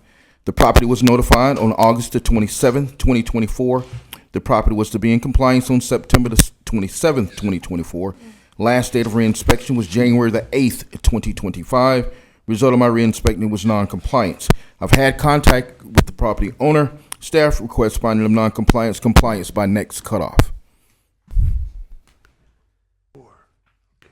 Okay. Chair will entertain a motion to find respondent non-compliance or respondent come into compliance by February 5th, 2025, will be returned to the board for consideration of fine of up to $1,000 a day. Such a motion? So moved. Motion, Ms. Himes, second. Ms. Marshall, in favor, say aye. Aye. Like sign opposed, motion carries. Case number 36, CEB 01-25-13, Charles Davis. Mr. Davis here? Is this Mr. Davis coming up? Yes, he is. Okay. Thank you for coming. This address is 1014 Continental Drive.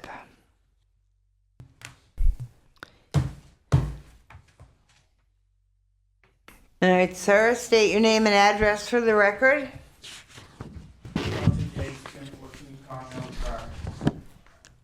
Will you raise your right hand, sir? Do you solemnly swear or affirm the testimony about to provide is the truth, the whole truth, and nothing but the truth? Yes. Thank you. Do you live there, sir? Yes, ma'am. Okay. All right, go ahead, Mr. Butler. We'll hear from him. As it pertains to 1014 Continental Drive, this is a field-generated case. I conducted a site inspection on September the 4th, 2024, which determined the property had the following violations: peel and paint, outdoor storage, and illegal parking. The property was notified on September 10th, 2024. The property was to be in compliance on October the 10th, 2024. Last date of reinspection was January the 2nd, 2025. Result of my reinspection was non-compliance.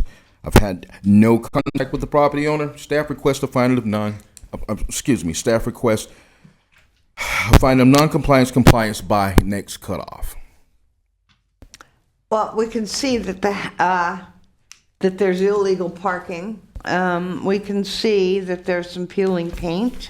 We can see that there's outside storage, so we can pretty much determine by the pictures that there's a problem with compliance. What, do you think you can fix all those things? Go by there now and you look, ma'am, please. Okay, we don't do that. Well, I'll tell you I'm who just- does do that. Mr. Butler does that. So if you fixed all those things and you want him to come out and put you into compliance, he will come out and do that for you, and then you won't have to come back.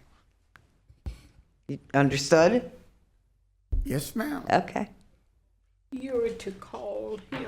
You understand that you're to call Mr. Butler. We don't put you into compliance. Ma'am, Mm-hmm. before I got this certified letter. Mm-hmm. I try to make contact, can't get nobody. So, what I supposed to do? So you're I- supposed like to I call did, him, come down or here. you can call the code office. There are a number of ways that you can get these things done. But Excuse me, Mr. Butler, we have a card you can give him. I will take care of that. If I may add, he came down to the office and spoke to my supervisor. However, I've been by his property numerous times, spoke with his son. He's done some things. Okay, as he stated, if you look at the pictures, he done some things. However, it's not my rule. The rule, it is what it is. The house has to be painted because it has peel and paint. So if he removed all the other things and all the other violations are in place, the house has to be adhered to. okay, So that's where we are. Thank you. yes. And go ahead. One more. We don't make the rules either, sir. I know, I just want him to define peel and paint. I got a pressure cleaner. I pressure clean the front of my house, and I'm still trying to see what peel and paint. I'll speak to him outside. He'll meet you on site and point it out to you. He'll be able to explain it to you. We went through this last time. We went through this identical thing the last meeting we had. That's how it got here. And Well, this is the first time this case is Right, being correct. heard. It's a new no, case. we heard this case, or it wouldn't be here for non-compliance. No. This is a new case. This is just a new case, Oh, this is compliance or another new case? non-compliance. No, this is the first time. This is the first time for this. Yeah. Oh, absolutely. That's what it is. First time.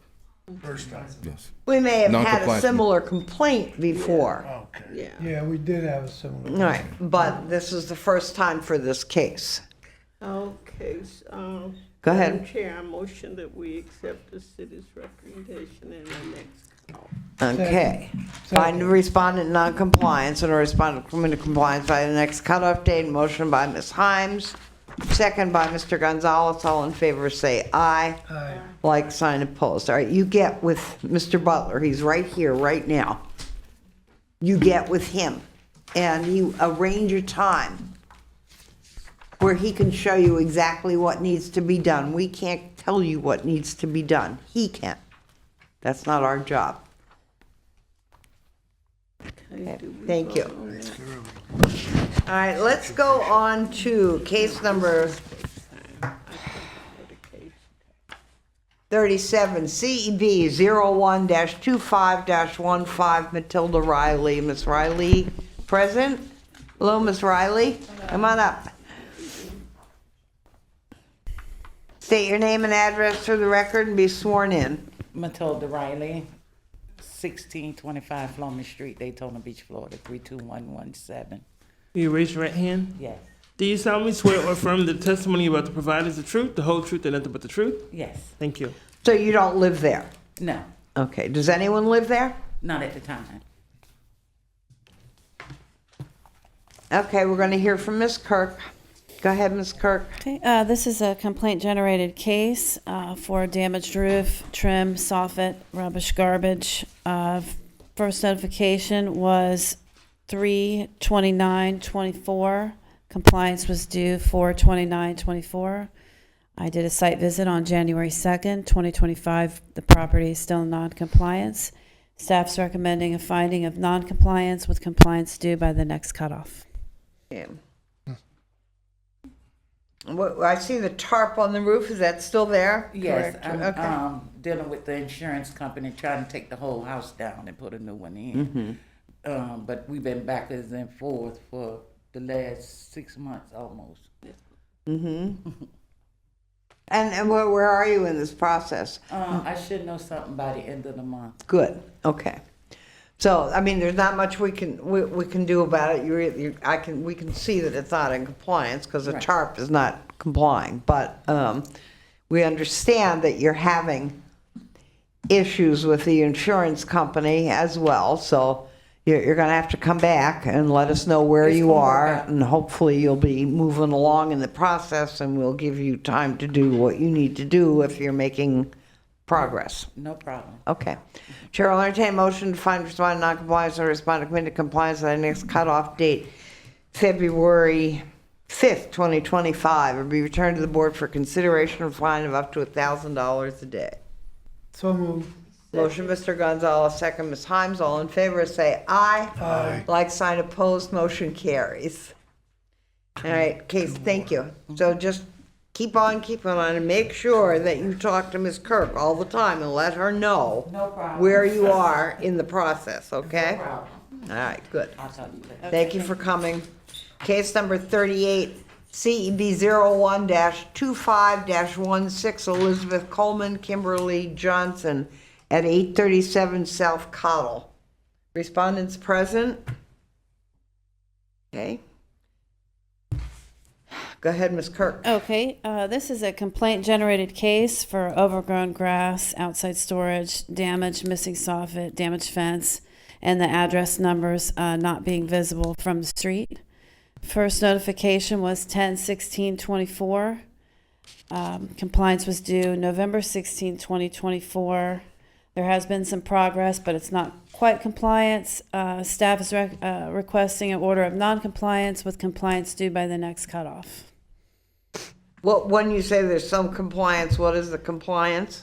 The grass, the yard was cut. Okay. The soffit in the front was repaired. I haven't been on the back side as a Okay. neighbor complaint, so I can't. It appears the damaged fence is still down, and then also the address numbers are still not Okay. visible. And is there still outside storage? The outside storage from the front has been removed. So like I said, I haven't been on the side yet with the Okay. complainant. So you've been in touch with these people? They have never contacted me, just the complainant next door.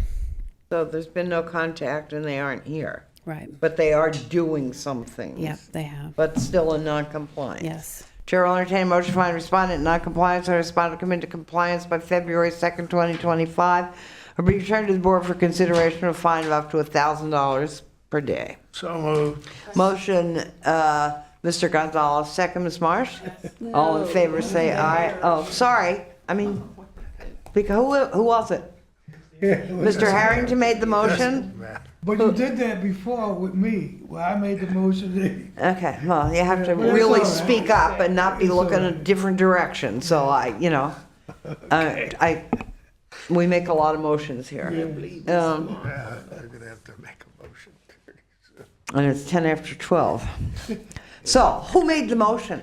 I did. Mr. Harrington made the motion, And she said, and Ms. Marsh made the second. All in favor say aye. Aye. Like sign opposed, motion carries. So, let's see, we have, I think this is the last case. is this it, the Rayfield McLeod at 955 Magnolia, case number 39?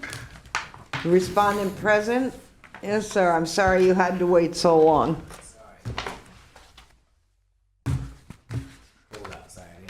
That's true, it is. Cold in here, too. All right, okay. State your name and address for the record and be sworn in. This is case number 39 CB 01-25-17. Ray McLeod, 955 Magnolia Ave, Daytona Beach, Florida, 32114. Will you raise your right hand? Do you solemnly swear or affirm that the testimony about to provide is the truth, the whole truth, and nothing but the truth? Yes. Thank you. Okay, go ahead, Ms. Kirk. Okay. This is a complaint-generated case for outside storage, a dilapidated shed or structure in the backyard, dirt and grime on the house, boat in the front yard, parking on grass, trash debris. First notification was 3/28/24. Compliance was due 4/28/24. I have had contact with the owner. Staff is requesting an order of non-compliance with compliance due by the next cutoff.